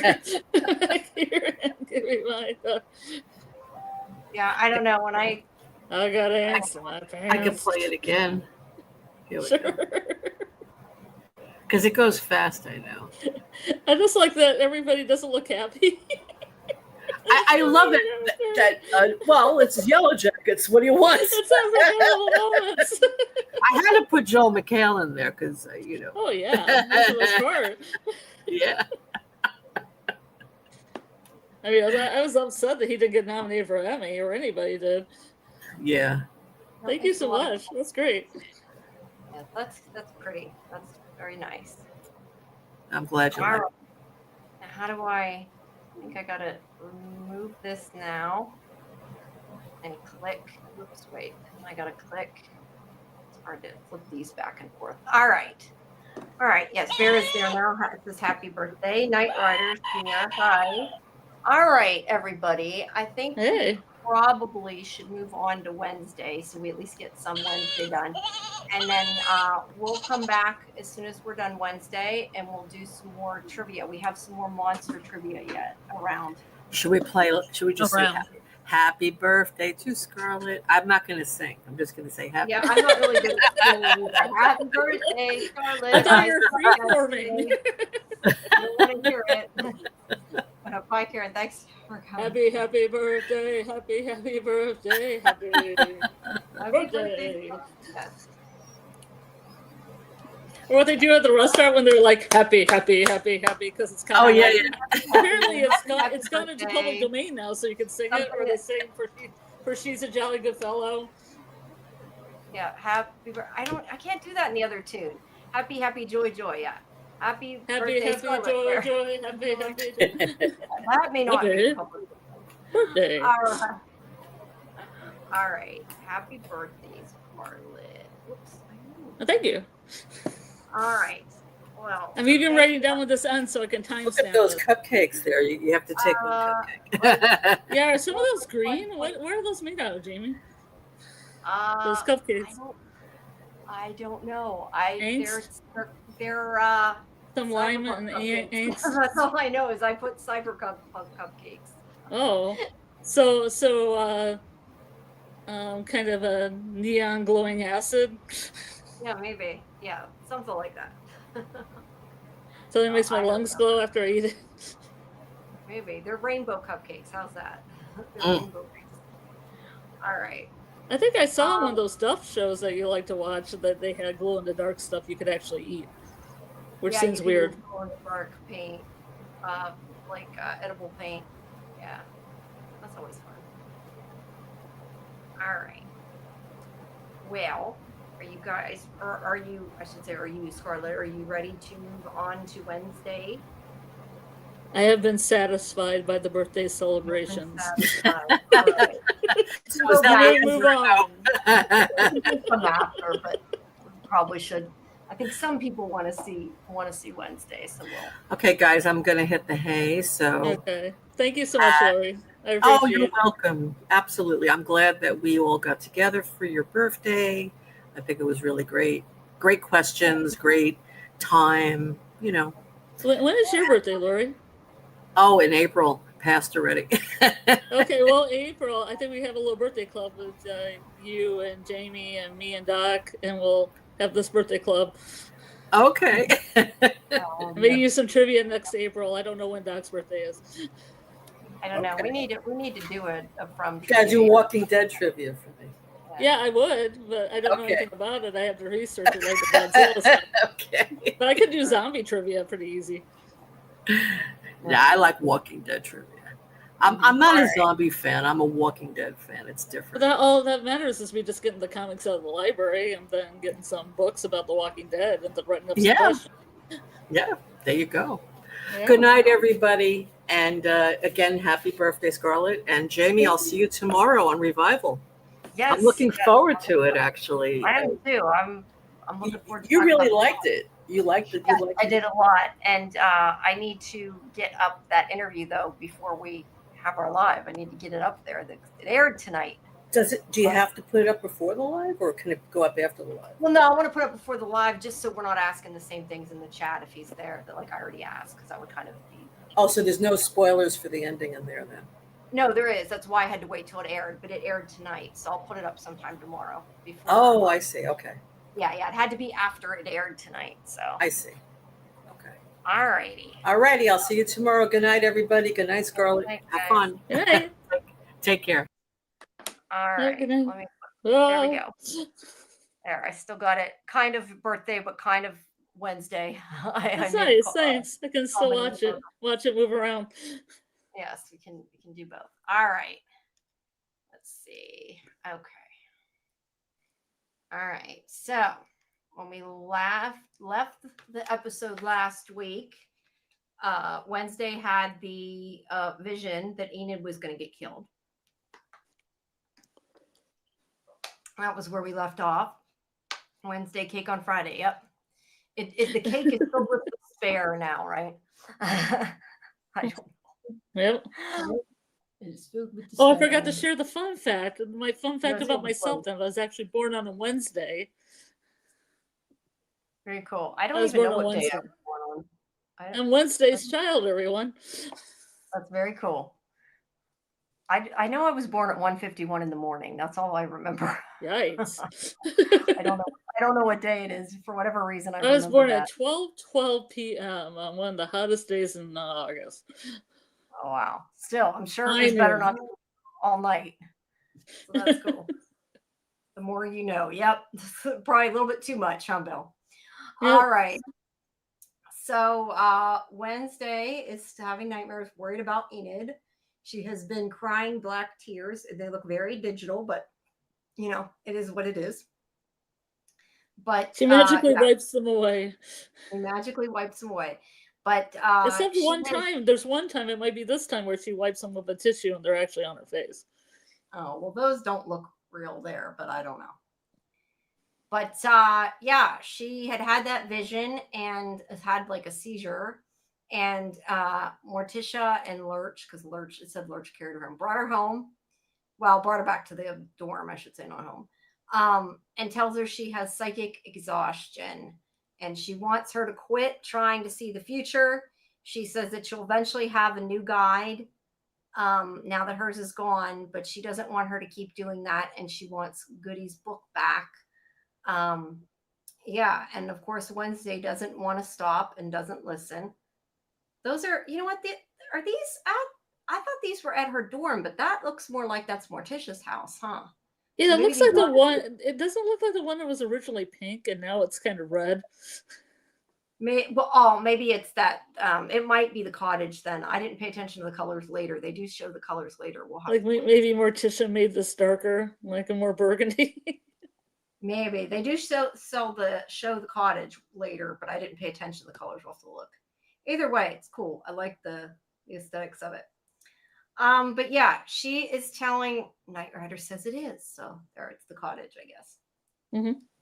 All right. So she is telling Wednesday that she has to stop trying to see the future because she's exhausting herself and it's too much for her. And once she gets a new guide, they can help her with using her power. And she's pissed off, basically. And her mother yells at Thing because he hasn't kept her safe, and she said that it's most of all from herself. So she expected that he should have stopped her from doing it. Is it a he? I don't know. Do we call it a he or it? It's a man's hand. I don't know. It's a man's hand. Yeah, so I saw a little featurette about how this guy auditioned. He's a magician, and he auditioned. They saw his hands move in a video, and they were like, "That's the guy. That's the guy for the hand." Oh, that's cool. I saw that. I know they have some pictures behind the scenes that shows like a real person's hand, so it's not animatronic. I knew that, but I didn't know somebody auditioned for that. That's cool. But yeah, there's a guy with like a wrist attached to his wrist. And he's like a blue suit or green suit, whatever. But yeah, she yells at him for not stopping Wednesday. And then Lurch comes and picks her up, but she gets him to take her to Galpin's house, which is the detective from the last episode that we talked to. And it's all run down. And I guess it's gone to pot, like after what happened with his son. I guess he let it get like that, but also, you know, people obviously did that, I guess, because his son was a Hyde. I'm guessing that's why. But the place is run down, and she goes in. I do notice that she said here, how can it be she said the thing, how can it be breaking and entering if everything's already broken? Which is a good point. But she goes in, it's unlocked, and she finds a bottle of alcohol on the floor. And as soon as they showed the back of the chair, I'm like, he's totally dead. I figured that. Yeah. And it is. His eyes are missing. Yeah. He has been killed. And as she said, murdered by a murder of crows, because she looks in his mouth and then all these crows come flying out of his mouth. Yeah, that's pretty gross. It was. And she said it's the most ironic death of the most unironic man she's ever met. So. But she tries, after she falls down and stands back up, she tries to use her, there's that crow, tries to use her powers on him to see what happened. And it does not. Sorry, I didn't leave it there long, Muncher. But yeah, she tries to use her powers and it doesn't work. it just won't do anything. She can't see what happened. And she doesn't get a chance to leave before the sheriff gets there and arrests her because she's been at both crime scenes now, which is not good. And this is called Chapter 2, The Devil You Woe. I wonder if they're going to every time use, like even past season 2, use woe, or if they're eventually going to learn, like run out of quotes with woe. Run out of woes. Because they can use something different, but I don't know. I think it's funny though. I like it. So He's there's full the of other guy. woe. Everything's full of woe. So there's the picture of the other guy that died. Carl Bradbury. That was the guy that Galpin was working with that he had told her about that got killed. And the sheriff has brought her there to the station, and she's asking her about it because she's saying that his eyes were pecked out just like that Carl's. And Bradbury had called him, which is how they were led to his house. But they didn't find a phone, and she kind of accuses her of taking it. She's like, I didn't take it. And then she's like, Tyler is a psycho who hates his father. Maybe he orchestrated it. But she's like, no, he's in the hospital. He can't do it. She was at crime scenes. So yeah, she's trying to blame Wednesday. But her father comes in and he's like, I'm her lawyer. You got to let her go. And yeah, so the sheriff cannot blame her anymore. And we don't hear anything else about that yet, at least until episode 3. Beyond that, I don't know, because I haven't seen past episode 2. But yeah, so she lets her go. And then they have this conversation in the car where he tells her not to tell her mother, but does asks why she was there, because he knows she's hiding something. And she tells him the truth that Gilpin asked for her help on a case. And he talks about she's curious like him. And she just asks him what happened to Aunt Ophelia, because she knows that she had the same power. That was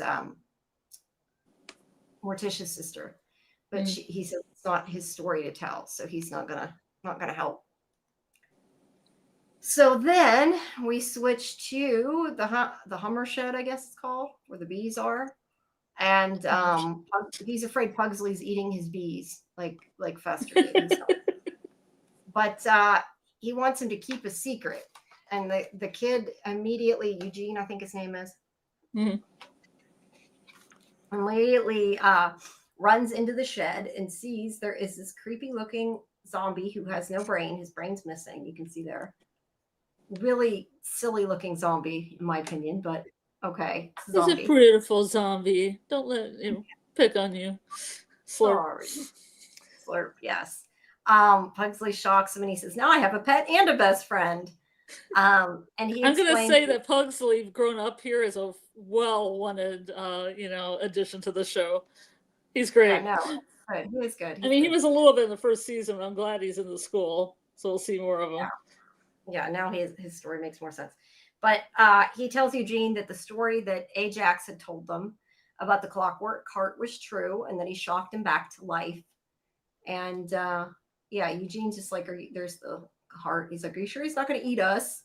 And he's like, oh, he's got no brain. That makes him harmless. Like, okay, that makes him harmless. I don't know about that, but okay. Give him some honey. And then he throws up all over them, which Pugsley enjoyed. I'm not sure why, but yeah. It's great. Gross. But anyway. So then back at the dorm, Wednesday is trying to figure out what happened to her psychic abilities. She wants Goody's book. And tells Thing to look for information on how to get the powers back, but not to tell anybody about her vision with Enid dying. And then she goes out to the window and she sees outside Enid laying there with blood around her. And it looks as if she has been killed. And she's like, go get help. She starts freaking out a little bit. And then she's like, surprise, happy prank day. Yeah, not really a good prank. Great. Okay. Not sure it's the right kind of prank, but okay. But she says she's doing that because she's getting back at her for the eyeball she left on her cushion, except she did not leave it there, which she says she didn't leave it. Little birdie must have left it, but doesn't tell her that's a real eyeball. That's, I guess, Galpin's eyeball. So yeah, her stalker left it. She looks at it there. And so they talk, and Enid looks at her phone, and here she's got I don't know why they're text messaging her instead of Wednesday. I guess because she don't answer her phone. I don't know. But text messaging her, threatening texts that they're after her. And they call back the number, and they get Galpin's machine. And Wednesday's like, well, it can't be him. He's dead. So this is my stalker. He was murdered. And she wants nothing to do with it because she says that this is her, what'd she say, her fun and freedom era. So she wants to be left out of it. No dead bodies, please. Okay, sure, Enid. And she says she's taking driver's ed, which surprises Wednesday. And she's like, not all of us have chauffeurs. So, because Wednesday has Lurch. But yeah, she tells Thing to look for the information in the book. And there's a good picture of the eye. And meanwhile, she steals it's like sci-fivision. Right, yeah, kind of, right? A creepy sci-fivision, maybe. And she goes and she steals her driving ed papers so that she can take her place, but we don't find that out quite yet. Outside, everybody's having prank day, and I took a picture of this Telltale Cafe, which is, of course, Poe. So that's. Can you see anything on the menu? No, there's no menu. There's a black cat something. Black cat. Something hop frog. Fall of the House of Usher Chai. Yeah, Sweet. black cat something and hop frog. I don't know. Hop frog. Hop frog, yeah. I like a House of Usher Chai. Yeah, that's cool. And there are the girls that have made Wednesday kind of popular, that they like her, especially, of course, the girl in the middle who's the creepy stalker, we find out later. But Ajax who's supposed to be Enid's boyfriend, sees her talking to Bruno and gets upset. And Eugene is like, I can help you out with that. And he sends these bugs all over, mostly over Eugene, but it looks like it goes on her too a little bit. And so, yeah, he helps him out with that. There's Sumatran tiger flies. But then Ajax, even though he did that, he turns around and stones them to be funny, since it is prank day after all. So he uses his Medusa hair, or whatever you want to call it, and pranks him. And then that kid on the left there floats him up in the air, so he gets pranked too.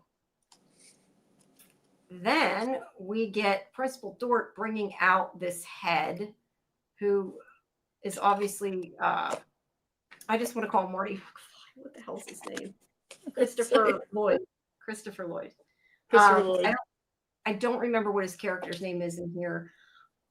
I don't know. I just think it's weird that they. Yeah, Doc. And I said this before. I think it's weird because it's clear to me that they used like a 3D model as opposed to like actually using a video of his head, which you said maybe it's to be like Futurama, which it could be, maybe to be cylinder. I don't know. But to me, it makes it look like it looks cool, but it kind of looks fake and like, I don't know. Well, it is fake because Christopher Lloyd's body isn't in that. I mean, as opposed to Christopher Lloyd's real video of his real head, superimposed in the jar or whatever. So instead, it looks like they actually have something. I don't think it's animatronic. I think it's actually like a 3D, looks like a 3D model. But anyway, Principal Dort brings it out, and I didn't like that statue. That's cool. And he does talk. The guy does talk about somebody putting an eel in his jar last prank day. But he's not mad at Wednesday for what she did with burning the painting down. He says that acts of defiance are what makes us outcast. And she asks if anyone there can control birds. And the guy in the jar says that they haven't had an avian for at least 10 years, because she thinks that since, there's all those crows, that maybe the killer is an avian, I guess, is her idea. Like Heather from Resident Alien? Yes, like Heather from Resident Alien. That's the only thing I know of an avian. I don't think they've ever said that on this show, so it's definitely something crossover. New. Yeah, crossover. That's where Harry's gonna have his kids go to school. Yeah, probably. His brood. That'd be funny. Although they look like little birds yet, so I have to see if they end up looking like humans at all. He wasn't part human, I don't think, when he impregnated her, so they probably wouldn't. It's not scary, Monsieur. It is a little creepy. I don't know that I'd classify it as scary though, but it's okay. Well, that one scene with the head without the eyes. Yeah, that scene was a little scary, but that's about it, I think. And maybe the eyeball. Yeah, the eyeball itself. But yeah, Bianca is talking to Morticia here at the cottage. So yeah, she did change the furniture at the cottage, and she's talking about. She can handle the pink. Oh, I get it. I get it. Mm-hmm. So she talks to her about the gala and about the donation. She wants her to contact her mother, Mrs. Frump, to donate to the school. And she doesn't talk to her mother, so she basically says no. She says the last person who asked for a donation died of fright, and she charged him for it after. And she offers her a cookie with bugs all over it. And so like, good cookie. No, thank you. I shouldn't. Yeah. And she's like making a face. So good. Yeah, I know, right? So then we go back to Pugsley and Eugene, who he has one of his mystery meat sandwiches that he ends up giving to Slurp. From the cafeteria? Yeah, he seems to enjoy it. Oh, yeah. And then, meanwhile, Wednesday has stolen Enid's driver's ed consent form, maybe for two reasons. I mean, one, so she could get to go see Tyler, but also it stopped Enid from leaving. So I don't know if that was kind of like a, two birds, one stone. Trying to protect her. Yeah. But Morticia comes back. That's where she's talking it or the thing. But Morticia comes back and makes Thing give her Goody's book because she's worried about Wednesday and she's pissed at Thing for not stopping it. So Wednesday goes into the driver's ed car with this weird guy. She takes over the driving, cuts the thing so he can't stop her. And she has this flashback of Uncle Fester. What's he stealing there? I don't know. Something from the bank. Something bank. It says national. Oh, it's from a bank? Yeah, it's just money from a bank, I guess. Well, I mean, knowing Fester, it could be anything. It could be mulch. It could be. That's true. But it looks like a bank bank. And then there's also this thing here where Morticia is like I said, she's upset that he didn't give him the book. And she asked about his loyalty, and he says that she treats him like a servant rather than family. And he's, they have some flashbacks of like the way they've been treating him and making him do things. So like throwing their toasting glasses at him when he's trying to get a log to put in the fireplace, and then Gomez pouring Gomez's whiskey and him going a little bit more. Oh, not that much. Oh, but a little bit more, but not that much. And then he gets mad because he pours him too much. Yes, they're not very nice to Thing. And Thing apparently says, don't take your poor relationship with Wednesday out on him. And she says, it's not poor, it's fraught. But he runs into the little dollhouse thing that Enid made. And then we go to Willow Hill, which is the sanitarium or hospital or psychiatric hospital, I guess, not a sanitarium. The Tyler's being held at. And at first, this guy thinks she's like some kind of groupie of Tyler's because he's a Hyde and like this, a little creepy there. Because let's see where to go. I lost it. He thinks she's another weirdo obsessed with the Hyde, is what he says. And she's like, no, call your supervisor and tell her I'm here. And she has all these papers filled out and to do it the right way because she knows what she's doing.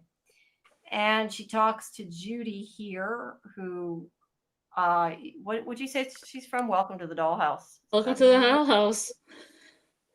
Yeah. Other Ms. Rosa? I think her name is. Don't know, but I definitely remember her as a teenager being from that. And I noticed too, she has jelly beans on her desk, and that made me think of the Institute. Yeah.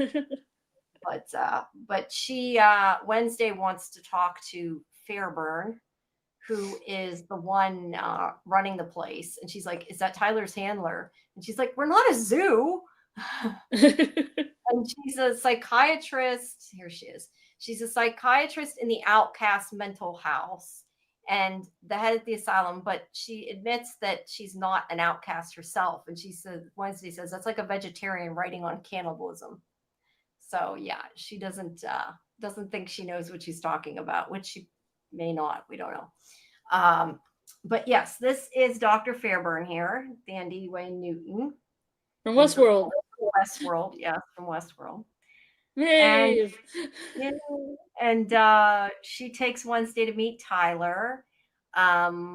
Wednesday gives this excuse about needing closure, but she's like, I granted your visitation like weeks ago, but I think you came today because of his father's murder. And yeah, she says that Tyler isn't a good patient. He doesn't listen, but they don't really know how to, treat a Hyde because it's new. But they do have him in a different facility from Thornhill, which was Christina Ricci's character. So they can treat his condition without her because she thinks that like over time their bond will lessen if they keep them away from each other. And she needs Wednesday to help her get through to Tyler, I guess. And this is where Wednesday says something to the effect of, if you can't kill them with kindness, kill them with lethal injection. I like that line. That was great. But yeah, she says maybe the shock of Wednesday will help give him whatever it is he needs. But he's been locked up here in this part of the prison. She watches her. She talks to Tyler. And he says all this stuff that's bullshit, like about how she was in love with him, because he says that she sensed the monster in him and fell in love with it, and that the two of them could pillage the world together or something like that. And yeah, that's not going to happen, clearly. And he says, you think you're the smartest person in the room, but you're not. And she's like, well, then how did I end up on this side of the bars? And he's like, you just got lucky. But they end up shocking him before he can get at Wednesday because he's got a temper problem. She tells him about the murders. He says he didn't do it. Who else would want him dead? He don't answer, but he does threaten Enid and says he'll kill her. So of course she's worried about that. Mm-hmm. But she is very bitchy to him back and says that Thornhill chose him because he was an expendable nobody. So yeah, she basically says she doesn't care about him at all. And he doesn't like that. And he gets very angry. So then we go to, I don't know what this is, botany, some kind of class that is with Pugsley's class that Orloff I have written down. It almost looks like Thornhill's class from last season. It kind of does. I think it was before she was fired. But this guy's name's Orloff. I have it in this part. But he's teaching the class, and Pugsley has like been shocking his head. And he's like, I'm going to find out who did that, But Eugene comes in and tells them that Slurp escaped. No. So he's like, oh no, what are we going to do? Yeah, he doesn't seem super concerned, but yeah, he doesn't know what to think right now.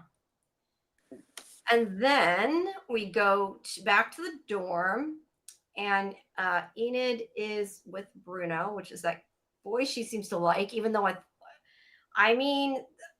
thought that Ajax was her boyfriend, but I guess she's sort of dating Bruno now, or at least likes Bruno. I thought she outgrew Ajax and wanted to be part of the wolf pack. Yeah, partially that. I do. Excuse me. But she likes this guy. Yeah. And there's part of this scene here where she finds a picture or a present for Thing, because it was Thing's birthday, as well as yours, apparently. Yeah. And yeah, nobody celebrated his birthday. Aww. So she's like, says, we'll go celebrate. But before she can do anything, she hears a big thud because Bruno's knocked out. And she's next. And they also lock Thing in the chest, the trunk chest. And there's also a comment there where he's got alcohol bottles. And she's like, says something like, starts to say, like, how do you even drink? Because he's got no mouth. But we don't get an answer to that joke. Then we have Principal Dort talking to Bianca here, who's a siren. And she has told him she talked to Morticia, but Morticia is not going to call her mother because she's estranged from her. And yeah, he threatens her again and says that he'll kick her out of the school if she doesn't force her to get her as a donor. And she tries to pull the whammy, whatever you want to call it, on him. But he has a Corinthian, right, there's a picture of here, a Corinthian coral watch. So he's impervious to her siren abilities here. Mm-hmm. And Nothing get confused with the Corinthian from Sandman. I know, I thought of that too. But he says that the key to winning in golf and life is to keep your eye on the ball. Mm-hmm. So where's a coral in this? Yeah, I guess it's just made of coral, but yeah, it doesn't really look like coral. It's got a mermaid on it, but that's maybe it's inlaid coral. Maybe, I don't know. It looks like a pocket watch, normal pocket watch to me, so I don't know.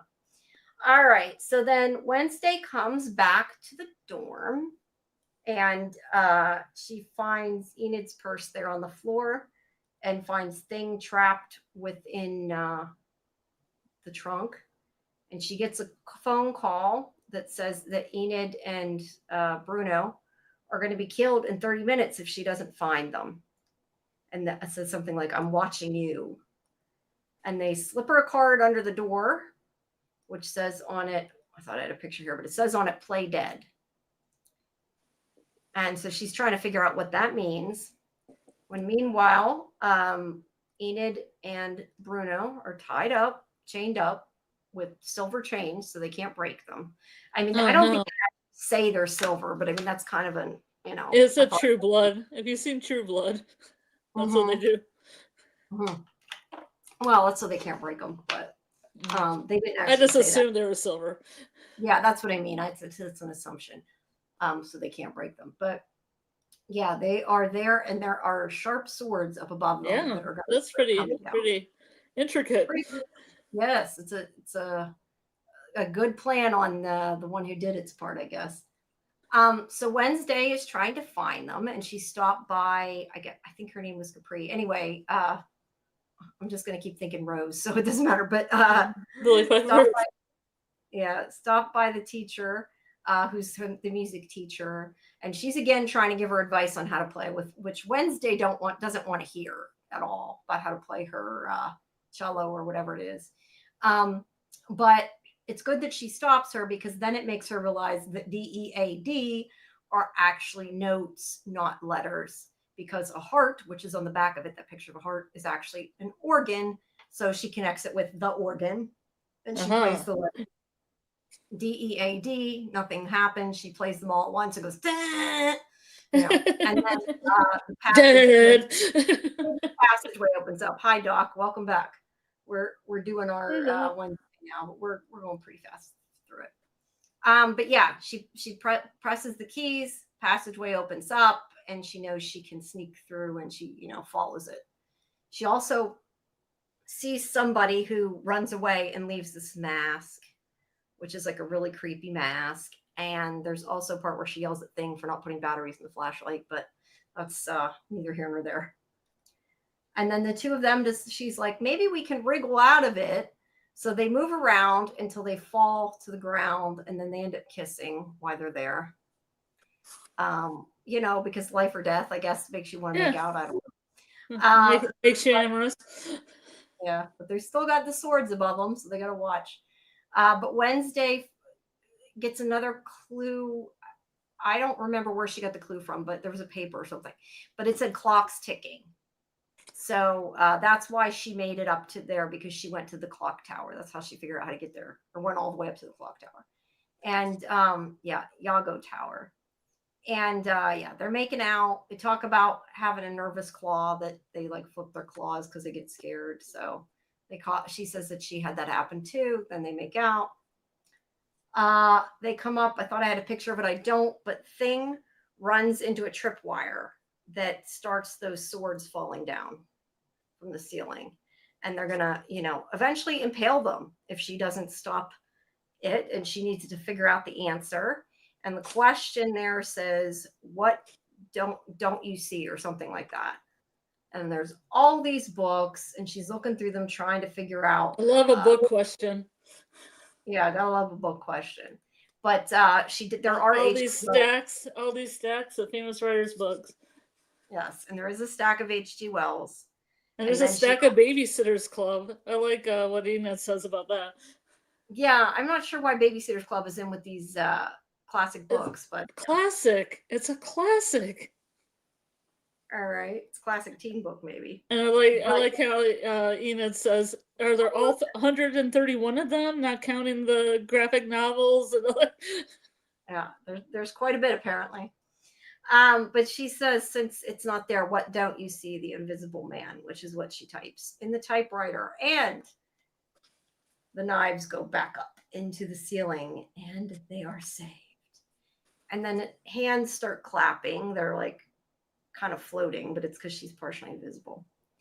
And this is her stalker, Agnes DeMille, which is the crazy girl who thinks Wednesday is so great and she wants to be friends with her. So she did this prank.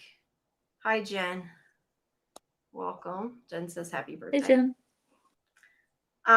Thanks, Jen. So yeah, I guess her power is she's invisible then. That's her power. I didn't realize that, I guess. I didn't really think about it. Oh, that's a good power to have. She is the invisible girl then. I guess so. But yeah, she's like, I want to be like you. I don't know. I forget exactly what she says. I wanted to get your attention. I got some help from the Da Vinci's, which we know are the ones with the psychokinesis, that she blackmailed to get it. And this is where Enid says, you almost perforated us, but we were almost perforated by fangirl mini-me, is what she says. And they ask about the eyeball that she left on the cushion, and she says that she didn't leave the eyeball, that she did not kill Galpin. She stole Galpin's phone because she wanted to get closer to Wednesday, but yeah, she did not kill him, so she says, but she'll help her find out who did. And then she says something about like, what would Wednesday do? And Enid gets mad. And Enid says only Wednesday would have multiple stalkers. So yeah, she's my idol. She's not too happy, even though that girl points out she got time with the wolf guy. She wanted, she got to make out with him. She got to make out with him, so it's a win. It's win-win. But yeah, she's pissed and don't let her come up in the elevator. And then meanwhile, here's the cottage again. That Bianca goes back to see Morticia again, and she, brainwashes her, whatever you want to say, uses her siren power on her to tell her she's going to call her mother to get a donation, which clearly she didn't want to do, but she's been blackmailed to do. And then she tells her she won't remember she's been there. And then we also have Thing, who Wednesday tells him she's sorry she missed his birthday, and she has some finger screws for him that she gives him as a gift. Thumb screws, sorry. And she wants her abilities back, because if she can get her psychic abilities back, she can solve Gilpin and the other guy's murder. But she does find out from Thing that her mother took Goody's book back, so she has to figure out what to do. But there is another crow. And then the other scene is we have the zombie walking around, and the poor driver's ed teacher runs right into him with the car, and then gets out, and then to see if he's okay, and then he opens his jaw and eats him. So, yes. It's the driver's ed teacher, and he is no more. And that is the end of Delicious. Yes. Sorry, I went through it pretty quick. Slurp. But Slurp. We got more trivia to do, so I didn't want to take too long. Do you have anything? Slurp. Slurpee. Yeah. He slurped them up. Do you have anything specific that I mentioned you want to say anything about, since I went through it kind of fast? I don't know. I think you did a pretty good job recapping it. Thank you. Did you enjoy this episode? I think I enjoyed all of them. I know some people don't really. I mean, I've seen videos that say that it's not truly an Addams Family thing, but it's not really truly an Addams Family story. It's a Wednesday story. Yeah, I know. I was going to say it wasn't supposed to be. It was supposed to be Wednesday. I mean, I think things naturally evolve, and I did watch a video on all the different Wednesdays, but it's kind of hard to make a list of who does Wednesday the best when you've got Lisa Loring, who's like a child, Yeah. she's the child Wednesday. Christina Ricci's kind of like the tween Wednesday. Jen Ortega here is like the teenage Wednesday. I mean, they're not all in the same, True. timeline. No, you're right. I like this one, I think, because I like Tim Burton and I like kind of the weirdness. Mm-hmm. And so you can have a kid that's running around and relatively happy, a tween that's kind of like getting a little sinister, teenager that's full of angst, Yeah, full of woe. I don't know. I like it. I think it started a little slower than season 1, I feel like. Yeah. But I don't know. I think it picked up. I'm liking it. I'm curious to see where it goes. But yeah, it is a little slower, I think, than the first one. So Enid's still in peril. Yeah. Which makes me sad because I like her character very much. I don't want anything to happen to her. Well, I could be wrong, but I don't think they're going to kill Enid. I mean, I would be surprised if they did. I guess they could, but I don't. Yeah, like at the end of the season or something, like a cliffhanger. Yeah, probably. We haven't got all the way through the season, so I don't know. Yeah. But yeah, we're ready for episode 3. But I'm sorry you were spoiled, Doc. It's worth watching, though. I mean, I don't know. I haven't seen the whole season, so I don't know what happens. But, yeah, I have no idea. But I'm liking it so far. And I think this zombie, like I said, he's kind of silly, but it's also kind of funny, so it works for me. It's weird, but it works. He kind of spoiled the whole season for you, Doc, because only half the season's out. That's a good point. Yeah, only half the season is out. Without realizing I had spoilers. Yeah, that stinks when people do that a lot. But yes, it's only the first half of the season because the second half hasn't aired yet. Yeah, because I can't even watch any Wednesday videos because so many people are covering all the first half. Yeah. So even they're talking about other stuff on Wednesday, they're showing clips from like episodes 3 and 4, and I'm like, I don't want to see clips from episodes 3 and 4. Yeah, we're still on episode 2. Wait till we get there. Yeah. Well, we're moving along, and this way we get time to dissect it. I think it works okay. Yes, yay. So see, you're not going to miss that much. There's 4 episodes. I forgot. There's only 4. Yeah, this half only has 4, so 2 more. So you probably ought to go ahead and watch it, and then that way you're caught up for the new half. When it starts. So yeah. When does the new half start? September. I probably am too late. I meant to write to find out about press and I haven't done it. I need to do that. All right. Well, do you want to go back and do some more trivia, or do you have something else about Wednesday to tack on here? If we have more trivia. Yes, we have more trivia. So let me close that and switch back to the birthday background here. With all in between. That was just a transition. Don't you have a please stand by that's kind of like that, the kind of skull thing? Somewhere, yeah. I don't know if it's on this one or not. I've remade the background so many times for all the different shows we've done that some of them are kind of mixed up. I'm not sure which is which. But yeah. All right. Let's see. We have. Okay. So I stopped at number 20 of Doc's questions. So we'll do some more trivia, guys, for Scarlett's birthday, and then yeah. So we should, that way we won't be too late, because I know I do got to watch screeners, so I can't. Unfortunately, I know you said you could do trivia till 6, but I can't. I do need some sleep. Well, we have a bit left. No, I know, but we still have a bit left. So let's. I know we lost some of the people when we stopped to do Wednesday, but hopefully we can. Hopefully we have enough people here. And sorry, it's just if I kind of like hated to completely wait on Wednesday till the end, because then the people that are waiting, will leave. But we'll have to timestamp it. Yeah, we'll have to put that in there. All right, so I'd write Karen and AJ back, but they're probably in bed. AJ has kids; he has an excuse. But Karen, I know. Yeah, I talked to a couple of people that might be coming later. That's why I thought splitting it up this way was cool. No, that's cool. I will tell them, but I'm guessing they're probably in bed. Yeah. We're starting trivia again. Yeah. Most of my friends in real life don't really do YouTube, and they're all probably asleep because they have jobs they have to get up at 6 a.m. for. Well, yeah.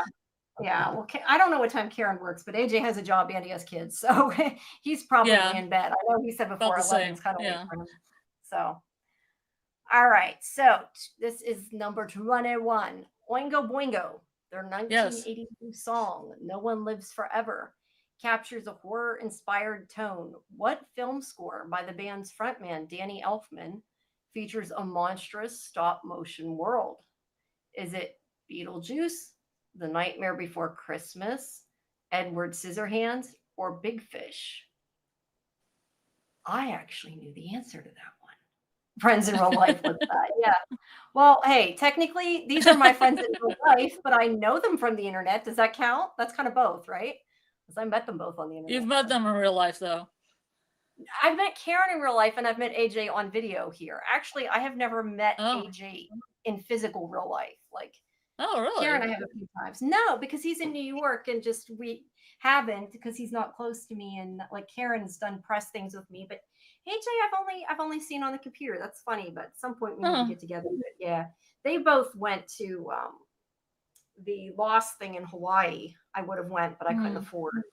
So is that so you guys have known each other for so long? I was assuming that you guys have left. No, we've not physically in person. Not AJ and I haven't. They have, and I've met Karen. But Karen, I've met quite a few times. Karen's done stuff with me, been over my house. But AJ has not. But AJ also, like I said, has kids and is married. So it's, you know, it's harder to, but he lives pretty far away. He lives in New York. So hours away. Someday we'll have to. Not too far away from Pennsylvania. Well, no, but I mean, it's not. Look, certain parts of New York are far driving. Like I know before I know Pennsylvania is long too. It's a long state. It is. I understand. Well, I'm near, you gotta remember too, I'm near Ohio. So like I went to New York City before and I drove. Whenever we went to the expo and it was like 8 hours. That was a long time ago, but that's like, that's a long drive. Do not like driving that long. Need a plane ticket.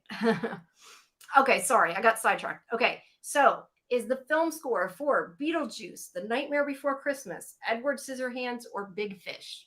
This is the song No One Lives Forever. It is Danny Elfman, and it features a monstrous stop motion world. Is it Beetlejuice, The Nightmare Before Christmas, Edward Scissorhands, or Big Fish?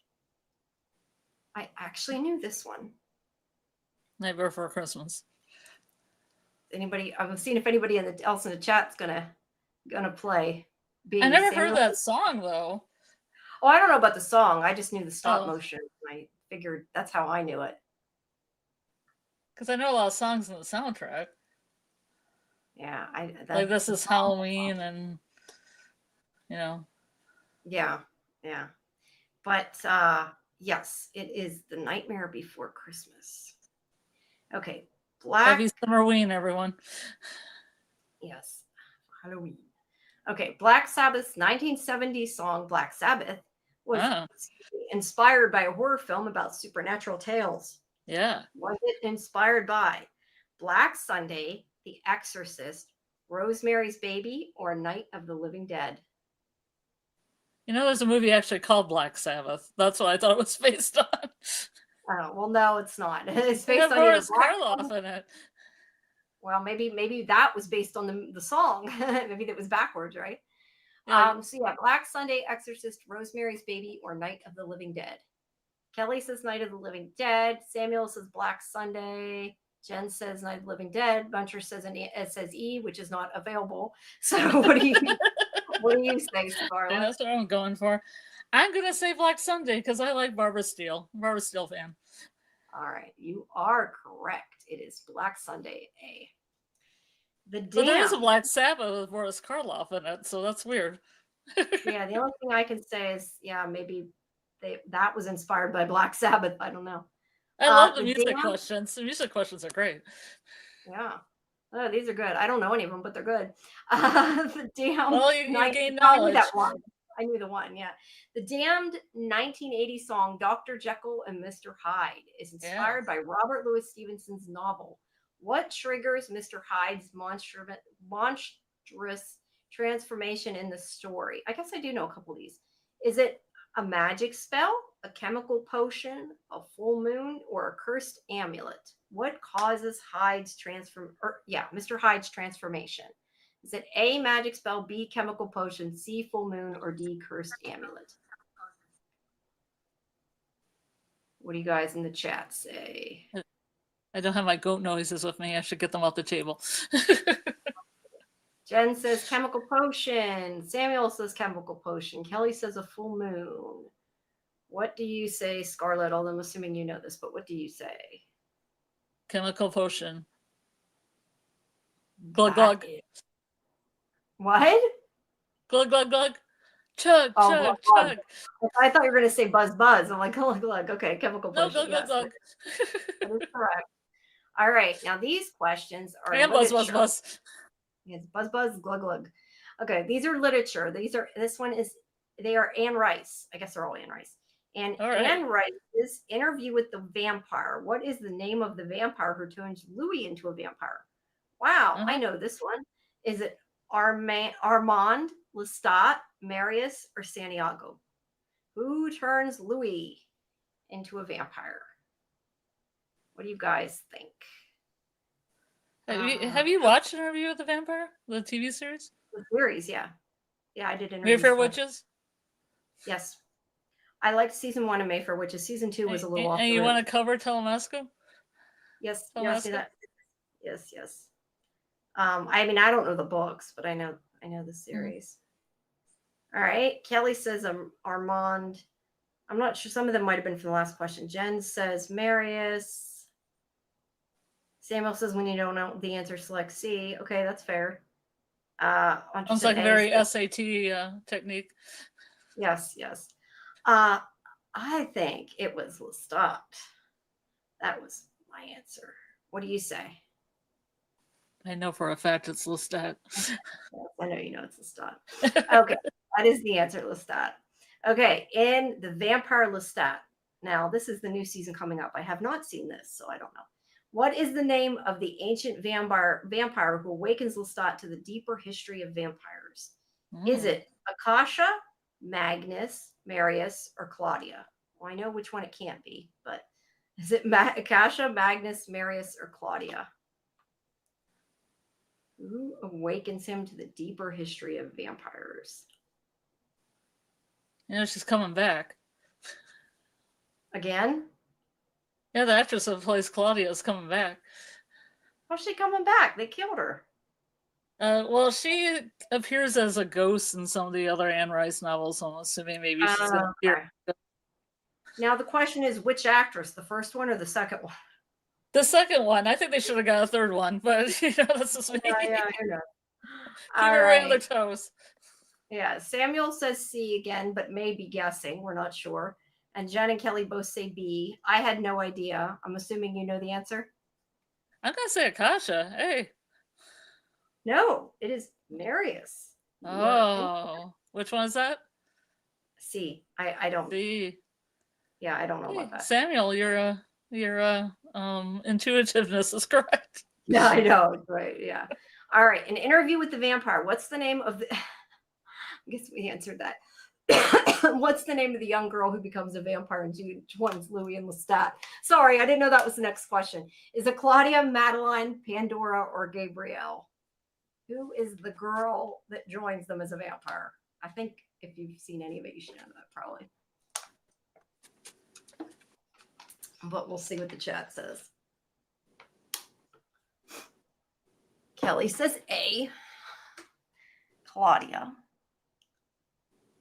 Let's see, I'll give everybody else a second to see if anybody else answers. C. He said C again. So Samuel, I guess, doesn't know. He's just saying C. Pandora. Jen says B. All right. And I know you know the answer too, since we were talking about it already. Just talking about her. We were just talking about her. The answer And I was is going to talk about Claudia. something else, but I was like, but that might be another question. I'm not going to talk about this thing. So I was talking about Claudia, and then that was the thing.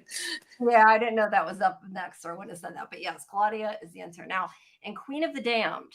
I think I've seen the movie a long, long time ago, but I don't even remember it so much. It's a great piece of cinema. I know. What is the name of the ancient vampire couple who are considered the first of their kind? Mm-hmm. Is it Lestat and Gabrielle, Akasha and Enkil, Marius and Pandora, or Louis and Claudia? Oh, Louis and Claudia better not be a couple. I mean, yeah. Let's not. We don't want to. I mean, granted, she's older after, but she starts out not so old. So yeah, is it Lestat and Gabrielle, Akasha and Anka, Marius and Pandora, or Louis and Claudia? Kelly says B, Akasha and Anko. I lost which ones were from which questions. Jen says B, okay. And I'm assuming Samuel's going to say C again because he doesn't know. All right. I'm going to see if we put it through. All right.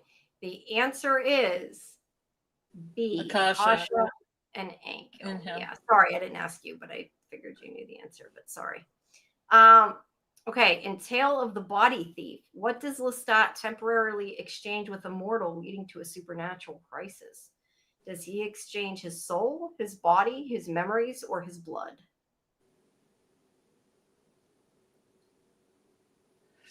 So, what is the answer? Do you know the answer? What do you think it is? Besides goats, what do you think it is? I've consulted my goats. Okay. And they say body because it is a body thief.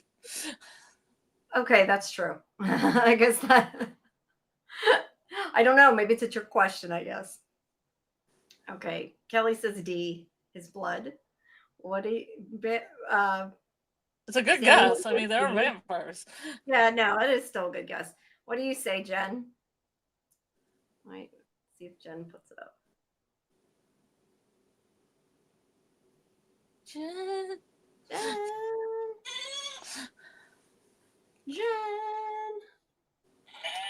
What say you, Jen? I don't know if I'm trying to give everybody enough time. Doc says ba. That's not an answer.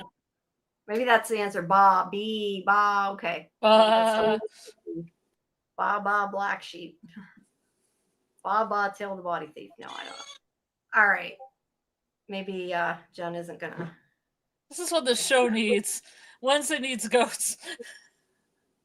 Yeah. You're all right. It does need goats.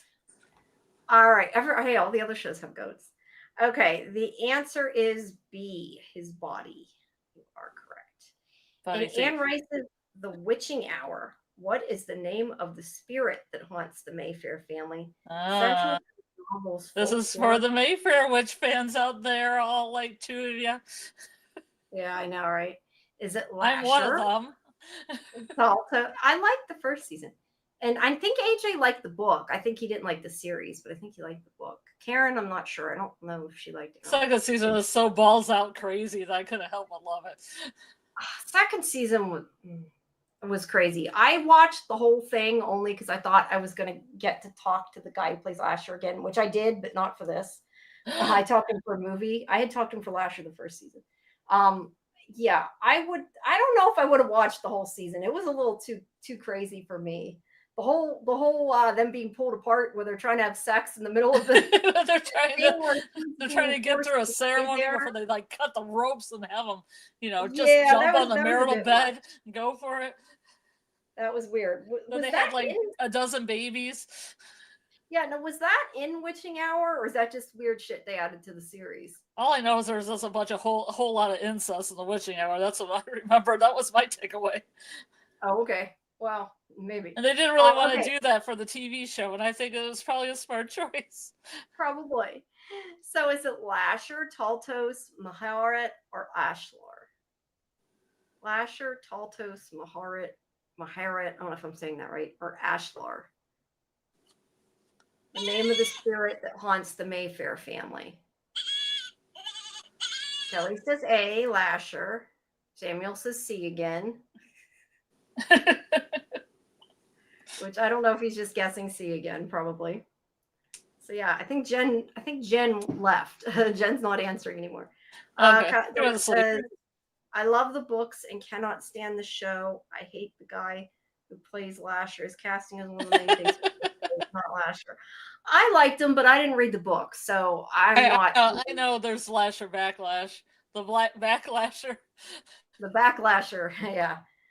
All right. No, I don't know. I like him, but it's still super campy. So I mean, I'm not in love and attached to the books, so I don't care as much. But if you really were into the books, the Mayfair books, you might have a problem.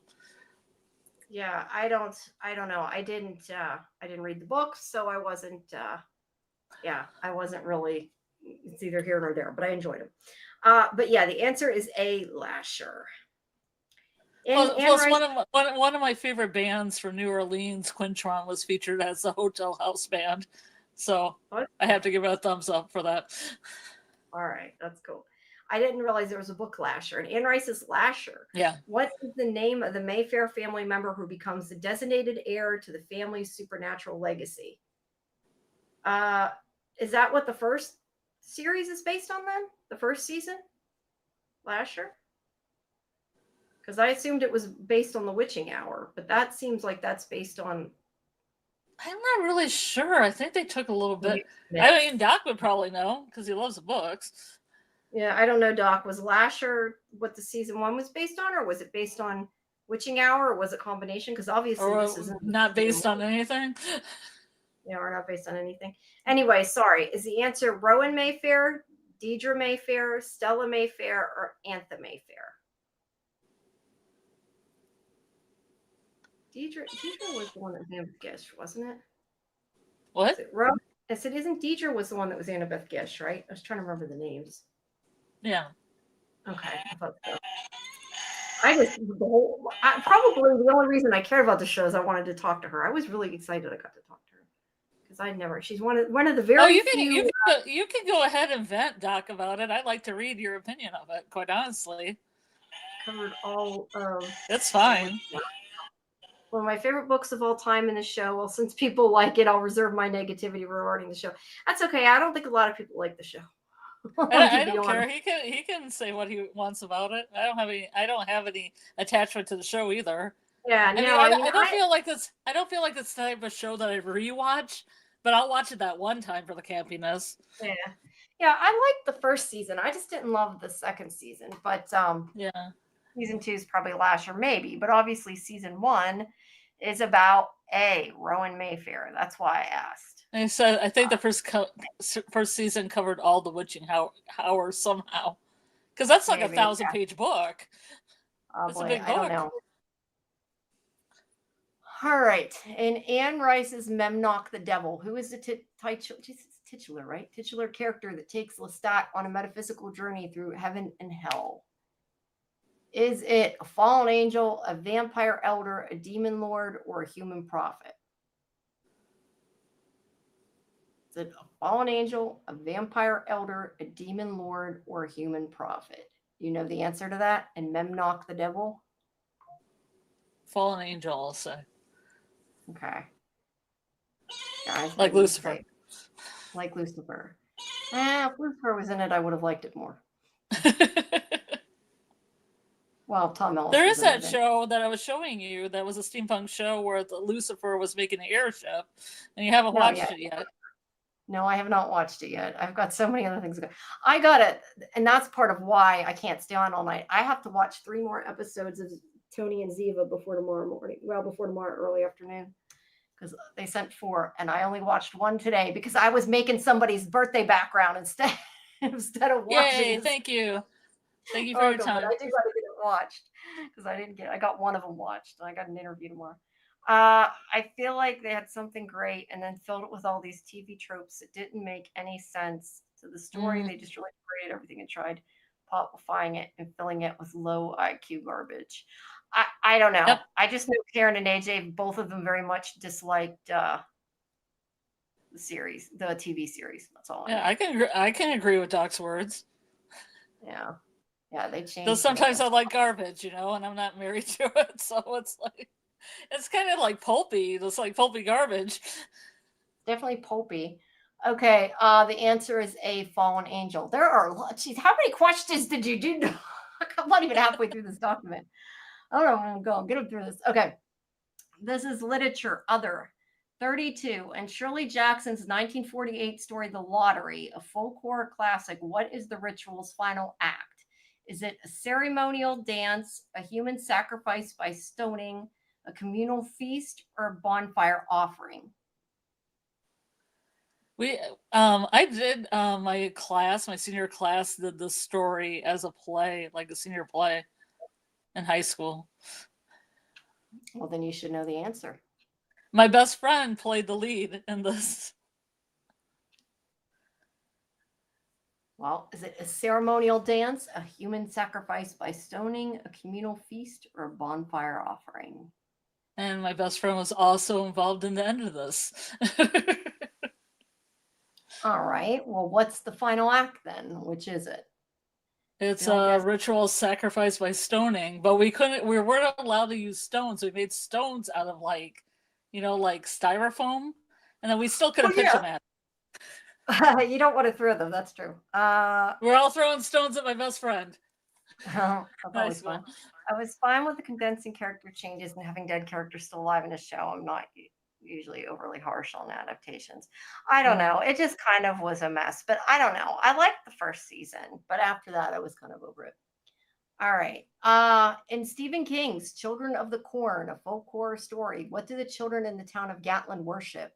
Do they worship a demonic scarecrow, he who walks behind the rose, the Corn King, or a vampire lord? Is it a demonic scarecrow, he who walks behind the rose, the Corn King, or a vampire lord? Bill says it's B, he who walks behind the rose. Any other guesses? I love that. Okay. Bill likes that movie. Any other guesses, anybody? My family are farmers, and when I go into a cornfield, I say this. Or a corn maze. And I say, where is he who walks behind the rose? That would be correct. In Algernon Blackwood's 1907 folk horror story, The Willows, what natural element is portrayed as a malevolent supernatural force threatening the protagonist? Is it a haunted forest, a cursed river, a sentient mountain, or a demonic wind? What natural element is portrayed as a malevolent supernatural force? Haunted forest, cursed river, sentient mountain, or demonic wind?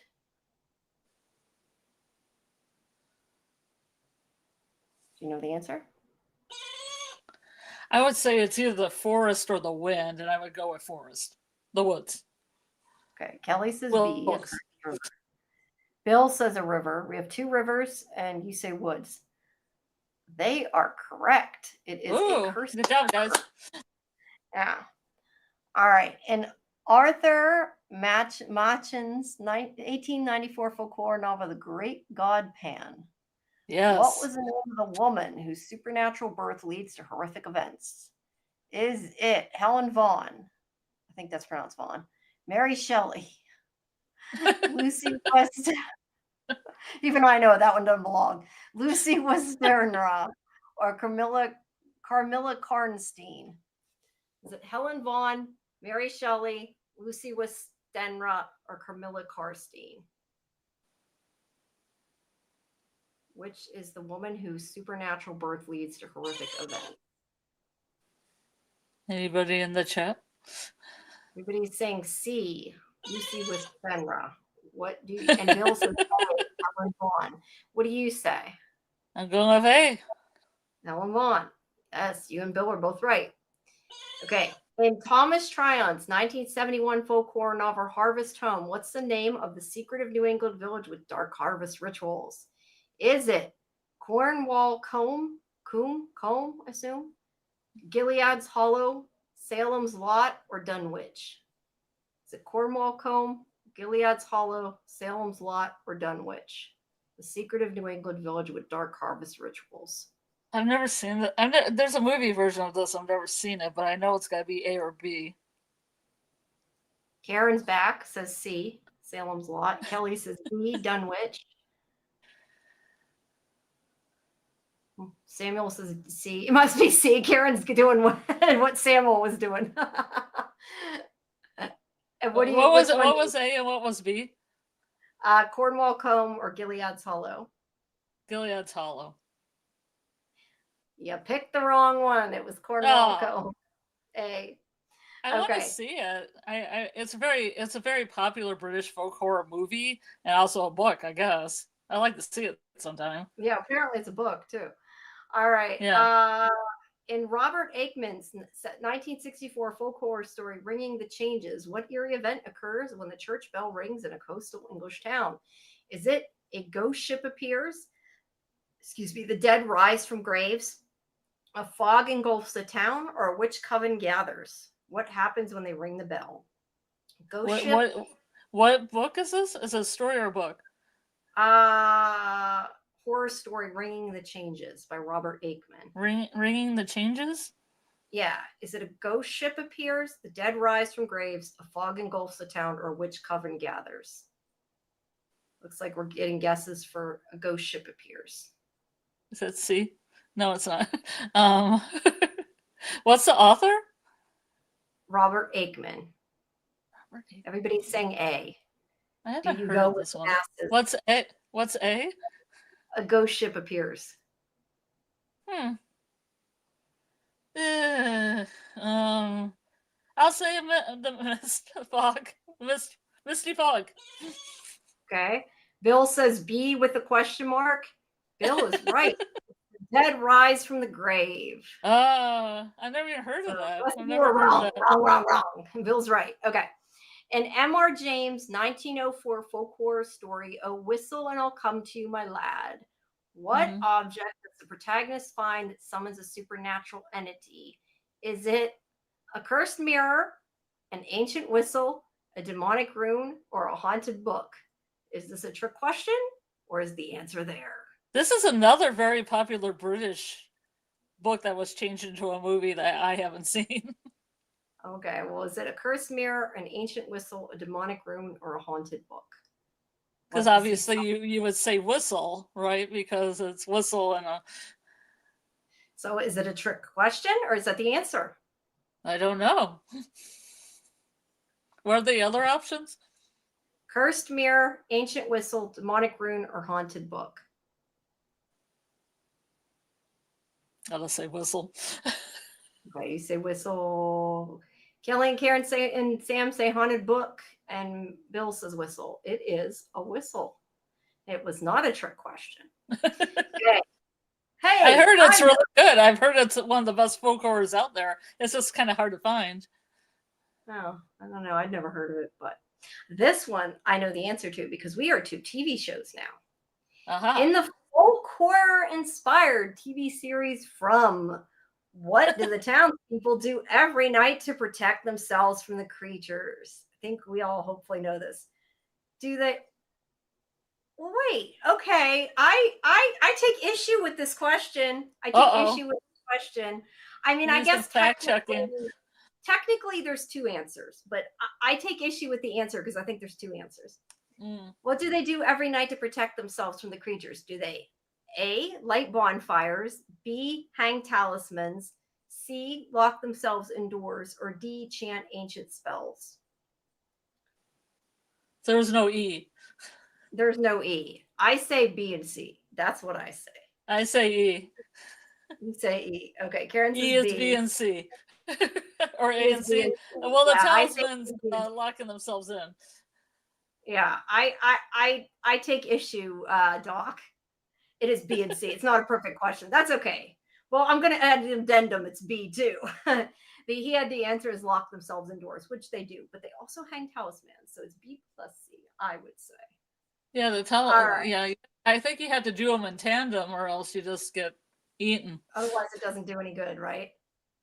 So that's okay, Doc. That's fine. We know we know what you're doing. We know you know.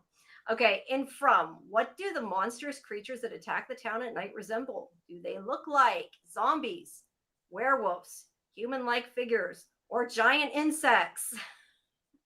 At least I know these ones. Do they look like zombies, werewolves, humans, or insects, people? What do they look like? C. Everybody is saying C. I thought they were gonna list professions.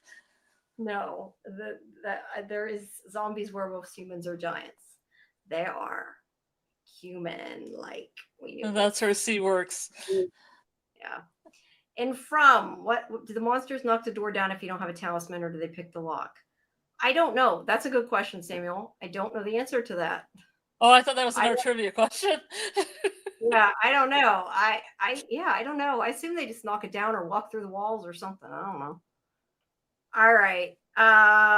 Let's see. What mysterious objects are used by the townspeople to ward off the nocturnal creatures? Tying into folk horror's use of protective charms. I think we know the answer to this too. Is it silver crosses, rune stones, talisman, or iron bells? What is the answer? They look like old maid card characters. True, Doc. True. All right. Yeah. Talisman. Talismans, yes, talismans. All right, everybody got that one. Okay. And from what is the name of the family that arrives in the mysterious town in the first season, central to the show's horror folk narrative? Is it the Matthews, the Thompsons, the Harrisons, or the Wilsons? I like these ones. I can answer these ones. Is it the Matthews, the Thompsons, the Harrisons, or the Wilsons? Jen says Matthews. Kelly and Samuel say Matthews. What does Scarlet say? Damn it, Jen. It's Matthews. Yes, it is Matthews. Okay. And from what is the name of the boy who experiences visions that provide clues about the town's mysteries and monsters? Is it... Who's the only boy in town? Yeah, I know, but he doesn't well, I don't know. Anyway, which boy experiences visions? Is it Ethan, Thomas, Nathan, or Victor? Ethan, Thomas, Nathan, or Victor? I would question this one. I would have said different. Yeah. Okay, Bill says Ethan. What do you say? Karen says Ethan. Yeah, I can get it because you would say like Ethan or Victor. Yeah, I would have said Victor. Ethan doesn't really have visions like Victor does as much. That's why I guess some, but I guess they Victor. both see the boy in white. That's kind of like a vision. Yeah, that's true. They both see the boy in white. Very true. We'll say both. But yes, Victor was a boy, technically. True. I don't know what version of Victor. Yes. Well, he has listed Ethan, so we'll say Ethan's right. Ethan. All right. What is the name of the town sheriff who struggles to maintain order against the backdrop of supernatural threats? Is it Boyd Stevens, Jim Matthews, Kenny Lou, or Frank Pratt? Who is the sheriff? I'm still going through these ones. I figure everybody knows the questions that way. Hi, Taryn. Hi, Taryn. You came in just in time for the from questions that everybody knows. For the hardest from question of them all. AKA BS. Yes, Karen. No, I'm kidding. Is it okay? Boyd Stevens, Jim Matthews, Kenny Lou, or Frank Pratt? I think we all know that it is Boyd Stevens. All right. And from what is the name of the mysterious figure from the town's past who provides cryptic clues about its origins and creatures? Is it Thomas, Victor, Elgin, or Randall? I think we know this one too. So who gives the cryptic clues? Is it Thomas, Victor, Elgin, or Randall?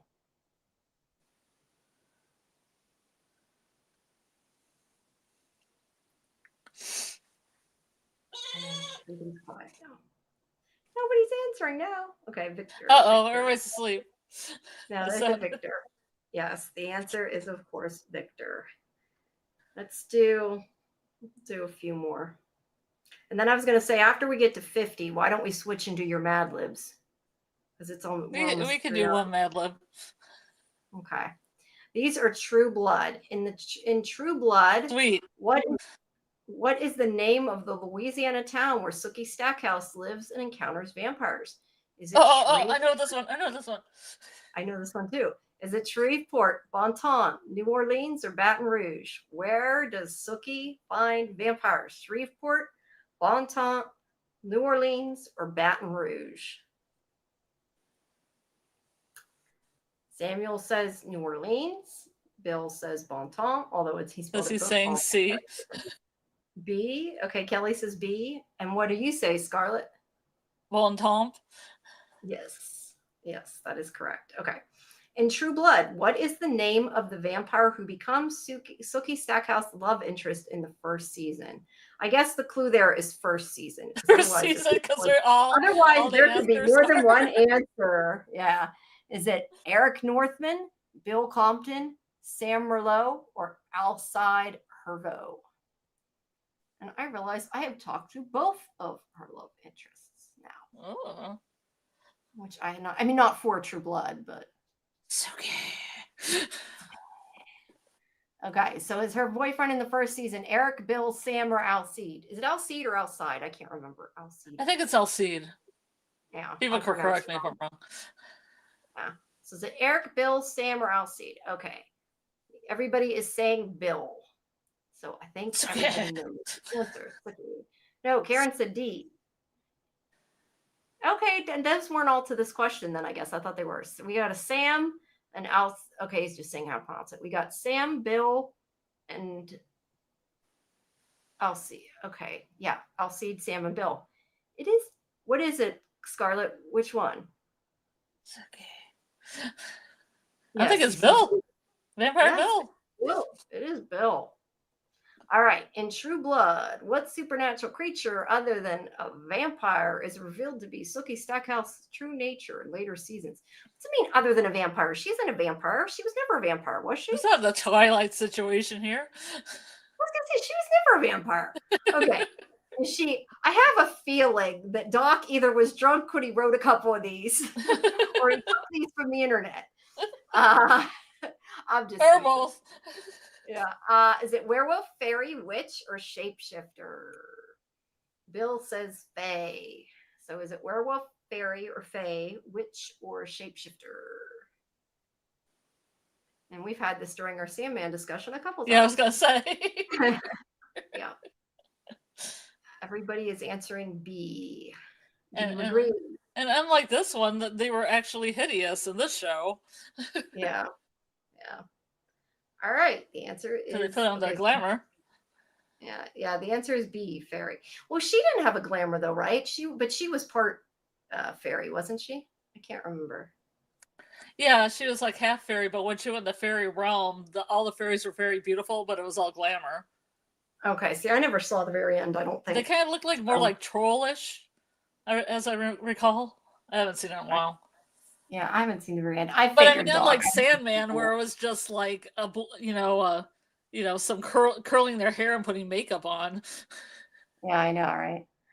No, I agree with you with that. They should have done something else. Okay, in True Blood, what is the name of the ancient vampire authority that governs vampire society and enforces its laws? Is it the Coven, the Authority, the Tribunal, or the Council? I didn't remember this. I didn't know this one. Is it the Coven, the Authority, the Tribunal, or the Council? Which rules the vampires? I'm going to say the Authority. The Authority.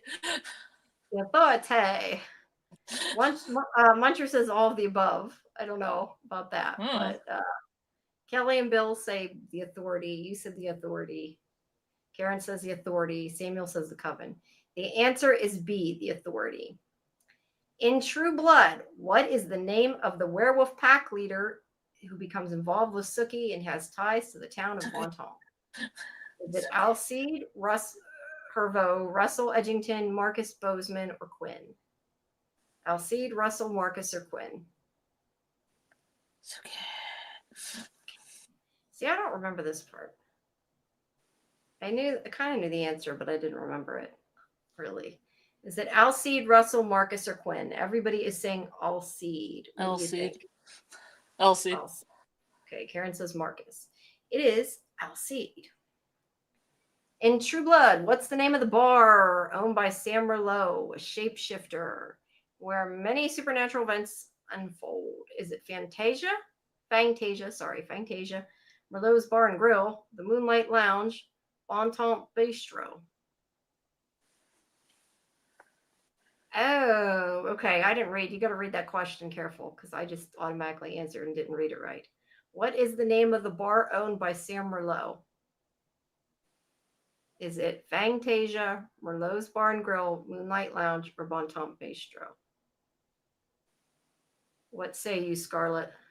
There's actually a Monroe. What was his last name? Yeah, the one Merlot's Bar and Grill was B. Is that your answer? Merlot's Bar and Grill. Yes. Is that your answer? Final answer. Okay, that is correct. Fantasia was the bar, but that was the vampire bar, not the werewolf bar. Mm-hmm. So I said that was kind of you had to read it better. I like Fantasia. Fantasia was fun. Okay. What is the name of the ancient vampire who serves the king of Mississippi and seeks to control supernatural politics? Is it Eric Northman, Russell Edgington, Godric, or Talbot? I don't know. One of the two. Eric, Russell, Godric, or Talbot, who serves the king of Mississippi and seeks to control supernatural politics. Kelly says B. Bill says B. Eric, Russell, Godric, or Talbot? I think it's B. It is. Everybody else was waiting. And when in doubt, guess C. No, it is B, Karen. All right. Okay. That is. How did you guys do on like your SATs or ACTs? Yeah, I know. You'd like just answer C. Fastest SAT ever. C. Jeez, how many are there? 90. Oh yeah. Geez. I don't know if we're gonna. I think we might have to do some of these another day. I don't think I can stay up for all of them. We're only on 52. We didn't even do my monster questions yet. Why don't we do your monster Mad Lib? Because it's almost 2 a.m. I can't stay too much longer. So. Well, you can do your questions. I mean, I can save Mad Libs for another time when there's more people in the chat.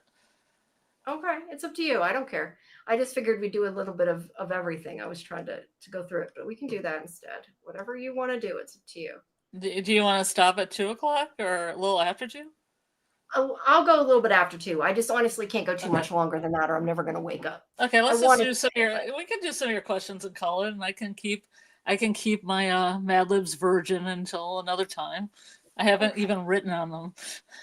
Yeah, we'll do it. White pages without any ink. All right. All right. Some of these I think we answered in Lori's thing, but I guess we'll see how many you remember. Who played the Invisible Man in the first movie? Was it Boris Karloff, Claude Rains, Lon Chaney Jr., or Edward Van Sloan? Who played the Invisible Man?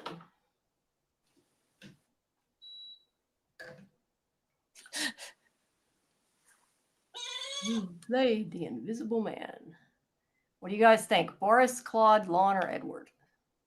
Karen says Claude Rains. Retaining knowledge. Bill says somebody who's not even on the list. I don't know who Bennett is. They're not on the list. Samuel says C, which is his most popular answer.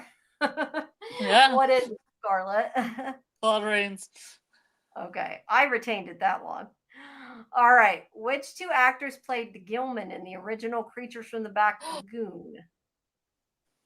Is it Ben Chapman and Riku Browning, Jack Pierce and Riku Brown? I don't know if it's Rico or Riku. I typed it wrong, I think, and one of them autocorrected. Ben Chapman and Riku Browning, Jack Pierce and Riku Browning, Ben Chapman and Bela Lugosi, or Jack Pierce and Claude Rains? Who played Gilman in Creatures of the Black Lagoon? Choices again are Ben Chapman and Rico or Riku Browning, Jack Pierce and Riku Browning, Ben Chapman and Bela Lugosi, or Jack Pierce and Claude Rains? Do you know what the answer is? Do I know? Yeah. B. Buzz. Buzz. Jack Pierce and Rico Browning. It's a guess. Okay. Yes. Karen says same thing, B. Bill says Chapman and Ragu. All right. Well, Bill is right. It's Chapman. Right. Well, it's Raku. He said Ragu. Raku. However the hell you pronounce it. It's Ben Chapman and Browning. Okay. What was the name of Frankenstein's hunchback assistant in Frankenstein? I got this one wrong. Was it Vlad, Fritz, Boris, or Igor? Igor.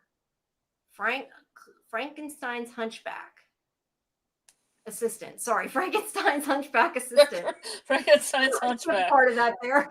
Frankenstein's hunchback assistant. Was it Vlad? His hunchback has a name. He has a hunchback with a name. Yes. Is it Vlad, Fritz, Boris, or Igor? So far, everybody says Igor. What do you say? Igor. You watch Young Frankenstein where it's like Igor. My name's Falkenstein. Well, my name's Igor. I did, but I will say, unless the person who wrote this trivia thing is wrong, that isn't the right answer, because that's what I said too. But they have that it's Fritz B. Now it's the hunchback assistant in Frankenstein. I mean, I was thinking. Oh yeah, I guess it is Fritz. Notre Dame. I guess it is Fritz because Fritz is played by Dwight Fry. It's getting early, man. I'm like losing my mind. Yeah, I don't know. I figured people were thinking of Hunchback of Notre Dame because I was. And I didn't really I was thinking Young Frankenstein. Oh, Young Frankenstein. Okay, well, either way, it was Fritz. So y'all wrong, but I was wrong too. So yeah, okay. But I know. I know how I messed up. Well, that's okay. Because it was Fritz and it was played by Dwight Fry, who's come up in the trivia earlier. Well, now you won't forget. Played Renfield. It's 1931 film Frankenstein introduced a hunchback assistant named Fritz. Bill says. Thank you, Bill. So there you go. Okay. How many Mummy movies did Universal make? Now, I'm assuming this. Oh my God, the new ones too? I don't know. Does this mean like the new Mummies or like the old Mummies? Does that mean the Scorpion King is also in there? That's what I mean. I'm not sure. I think this means like the original ones because these are all under Universal ones. I don't know. I assumed that this meant older movies, but maybe it doesn't. I don't know. I mean, the original run, there's at least 4. Okay, well, this says 6, 4, or 2. What? Or 2 or 3. Okay, 6, 4, 2, or 3. I don't know which ones it's referring to. I can just see the answer. I didn't think about it when I got the question, but yeah, is it 6, 4, 2, or 3? Bill says 6. Kelly says 4. I mean, I can only think of 4.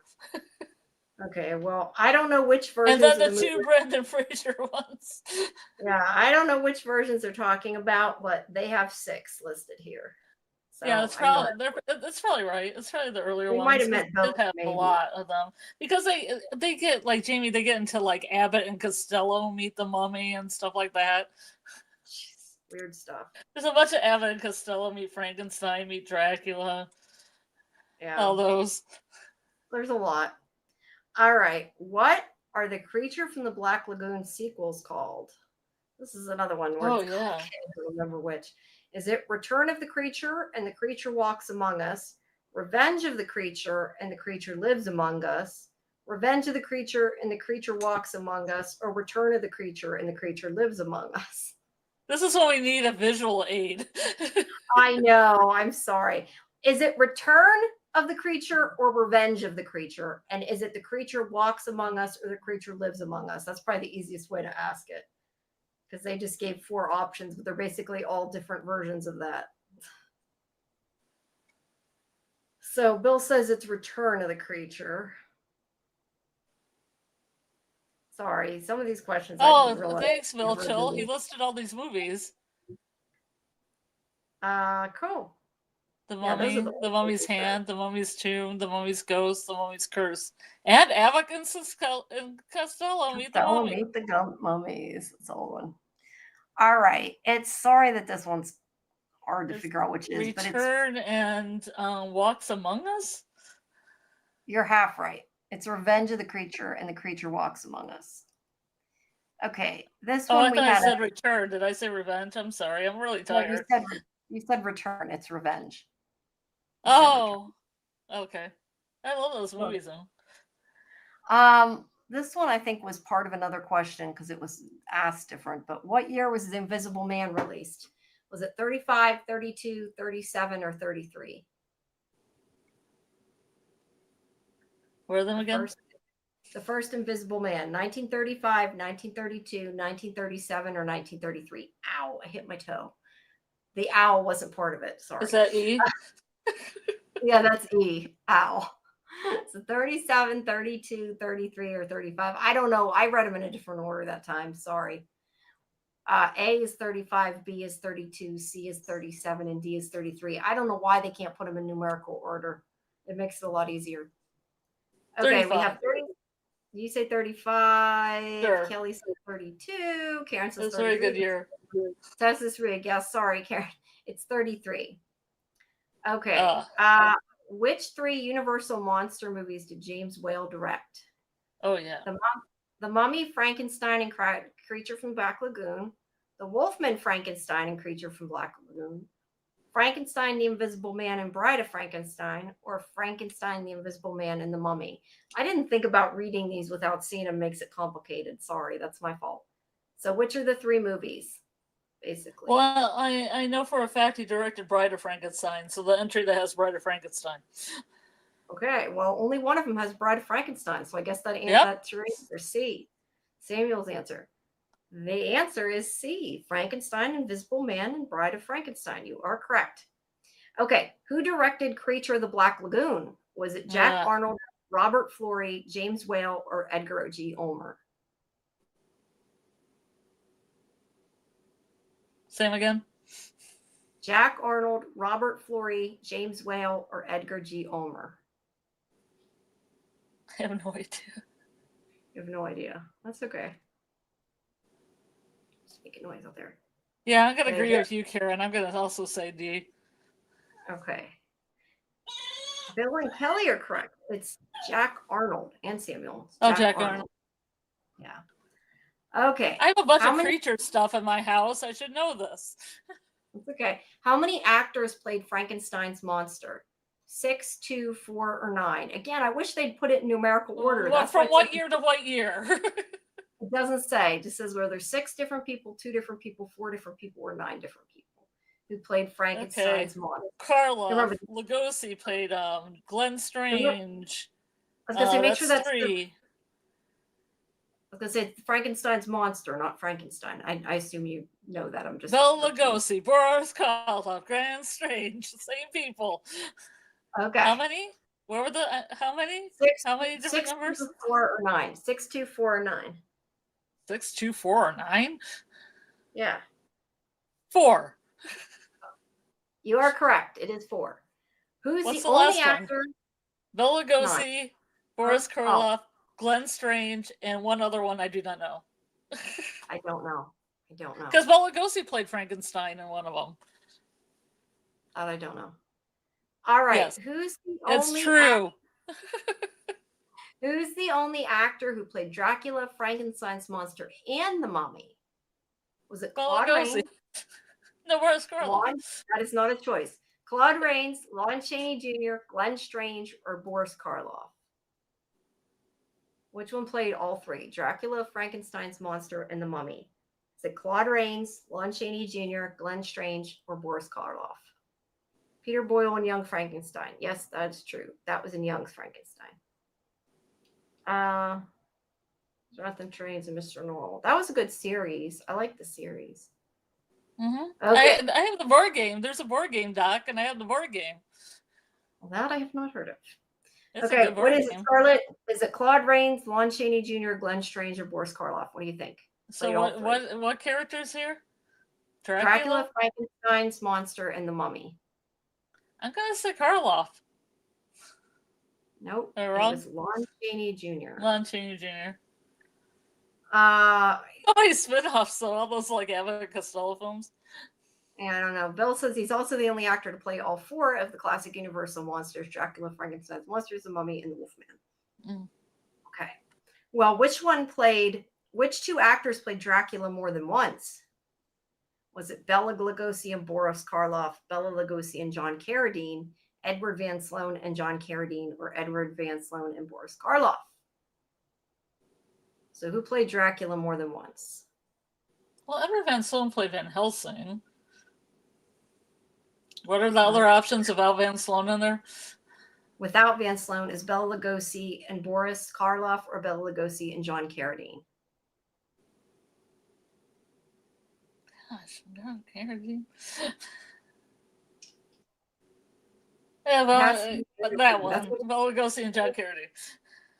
Yes. What was the sequel to The Wolfman?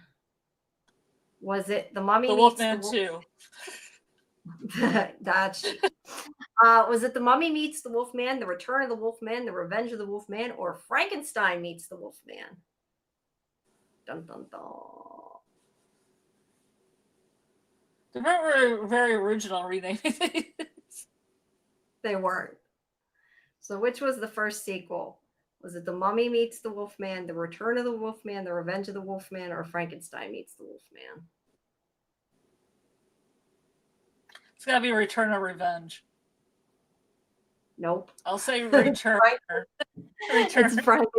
It's Frankenstein Meets the Wolfman. Oh, really? Huh. Yep. I don't think the Wolfman got much respect in the Universal Monsters lot. You know. Yeah. Oh, this is another one that lists like 4 different versions of 4 different people.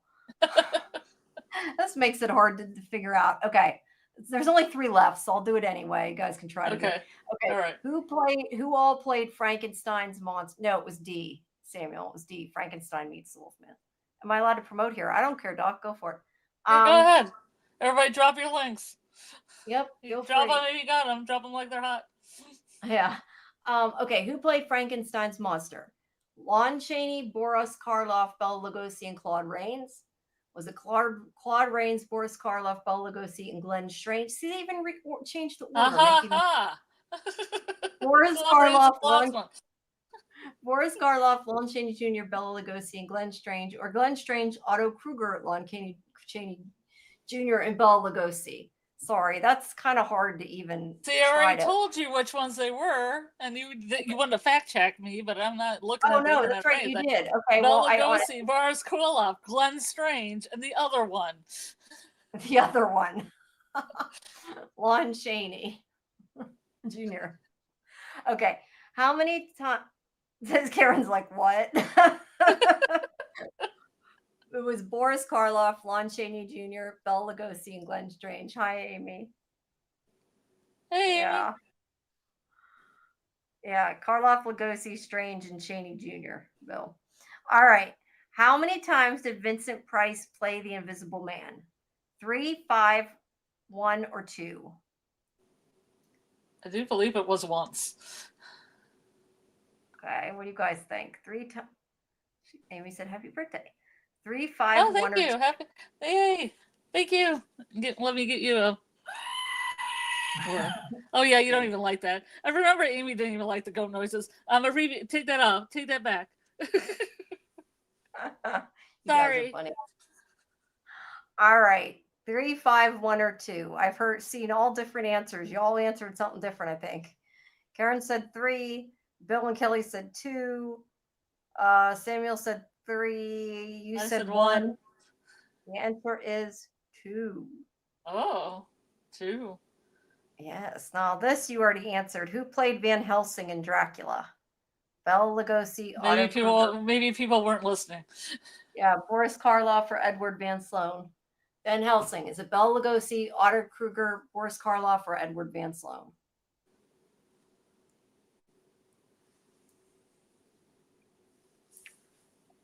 What do you think, guys? Is it Bela Lugosi, Otto Kruger, Boris Karloff, or Edward Van Sloan? All right. Hugh Jackman. That is not a choice, but that is also correct. To be fair, Or you are a wise man. You are a Van wise man. Helsing. I didn't even think about that until he said it, but he's right. This isn't the first Dracula. Dexter Morgan. That I don't know about. Hugh Jackman. Bill says Edward Van Sloan. Kelly says Boris Karloff. And Samuel said Bela Lugosi. And the answer is, Scarlet, what's the answer? Edward Van Sloan. Yes, correct. That is D. The Yes, great Bill. and late Great. Edward Van Sloan. All right, that is the end of my trivia questions. It is it's 2:15. I'll go. Fine. We've gone 3 hours. It's fine. Okay. Well, okay. I was gonna My say Mad Libs will return to their original state. All right, and then when we do the rest of Doc's trivia, we'll start with Buffy, and we'll do some of them. I am sorry, guys. I do got to get up. I just. I Oh, can't that's fine. 3 hours is fine. I know, but I had a good time. It seems like everybody else did. We got a lot of people tonight, more than normal. So yeah, it's cool. Thank you for everybody showing up. You've made my birthday special, each and every one of you. Yes. I'm so happy to see all of you. 53 people came. Just and that was just sci-fi-vision. I saw there were some people through NDB Media that showed up. How many people? Through mine was 53. We usually don't get that many live, so that was quite a bit. All right. So thank you, Thanks, everybody. We appreciate it. And happy birthday to Scarlet. Please join Lori and me tomorrow at 11. We're going to be doing the revival finale. We have the watch party at 9:30 Eastern. And Luke had said he was going to come to the watch party, so he might be around as well, Luke Boyce. So you might want to drop by. And then Scarlett and I are still planning to do, and Karen sometimes, I don't know if she's doing all of them, but she's going to join us for some of them, for Alien Earth. We're going to have to next week figure out when to put it in.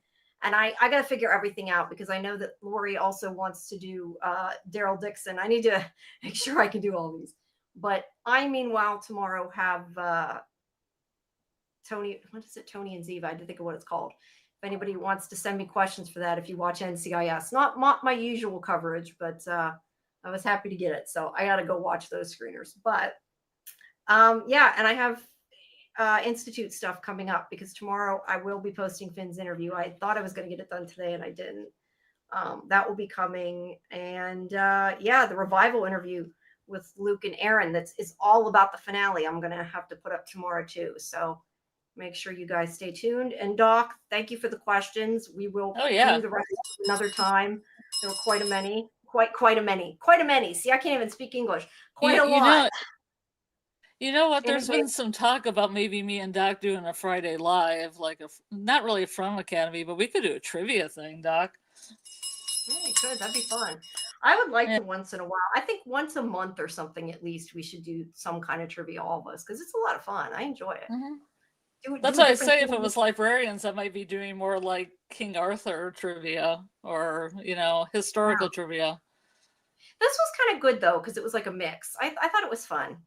Yeah. But yeah, we should do something. I mean, I'm not to say don't do it with Doc. I don't mean not to do it with Doc. I just think that I like to do it sometimes too. Well, you'd be invited. Okay, good. But I just meant I didn't mean not to. I just meant I would like to as well. Because we do trivial vote. We would invite you. I would invite you. I'm sure Doc would invite you if you wanted to. He might not. If you're not totally tapped out on like a Friday. Yeah, I know. Right now we have revival this week, but next week maybe. Let's see. Doc will be on the Full Aussie podcast on Saturday morning. Is that the thing you wanted to mention? Because you said you wanted to mention something, and I didn't see it. Maybe I missed it, but maybe did you make him a mod? Because I think mods can post links, but other people can't. I don't even know how to make. Do you know how to do that ability? No, I do not know how to do that ability. How do I do that ability? I do not know. You can do it. You can put it in the comments. Do you know how to make somebody a mod? If you want to post the link, Doc, you can do in the comments. I think you just can't in the chat. You should be able to do it in the comments. Yeah, I think it's because they don't want spam in the chat, so they probably don't let probably do it. But you can do it in the comments. All 3 dots next to their name. Let me see if I can figure it out. And Thanks, You got a Amy. compliment on the backdrop. I know. Thanks, Amy. I'm glad you liked it. I worked hard on that. Whoops. Okay, wait. Doc. Where's it at? Doc. It said 3 dots to their name, next to their name. I guess I can do that. There. It says okay. Can review. It doesn't say anything about links though. It has to do with manage blocked people and stuff. Oh. I don't think it's a moderator. Yeah, I think you can put links if you do it in the comment instead of in the chat though. But he said it's on Mr. Grant Gregory's channel, so I'm sure he can find it anyway. But if you want to try putting a link after in the comments, you're welcome to. Is it an AI show though? I'm curious now. I don't know if I'm around Saturday morning, but if it's an AI thing, I'd kind of like to see it. That would be cool. But you can also put it in Discord if you want to. You're welcome to post it in my Discord. That's cool too.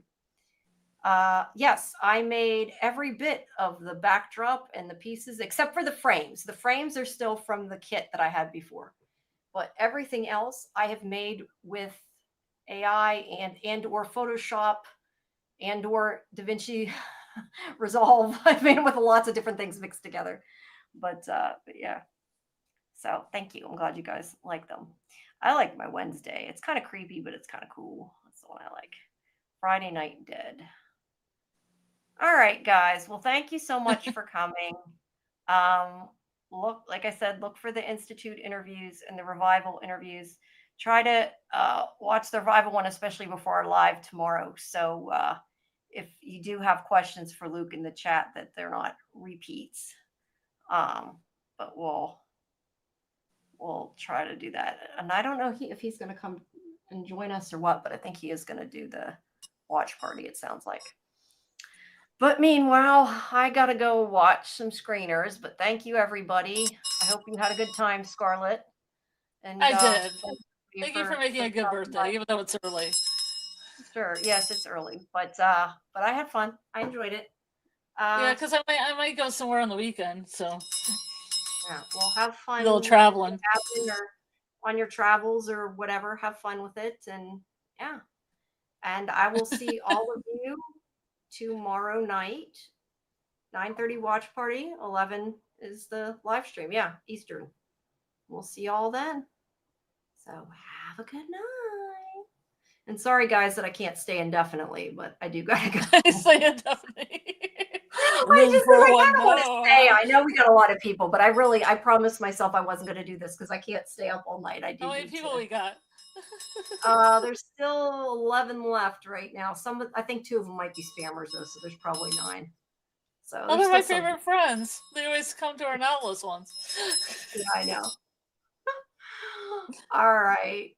Of course, I'm welcome. Thank you. I'm glad to hear. Okay, I'll see you guys later. Have a good night. Bye-bye. Dream well.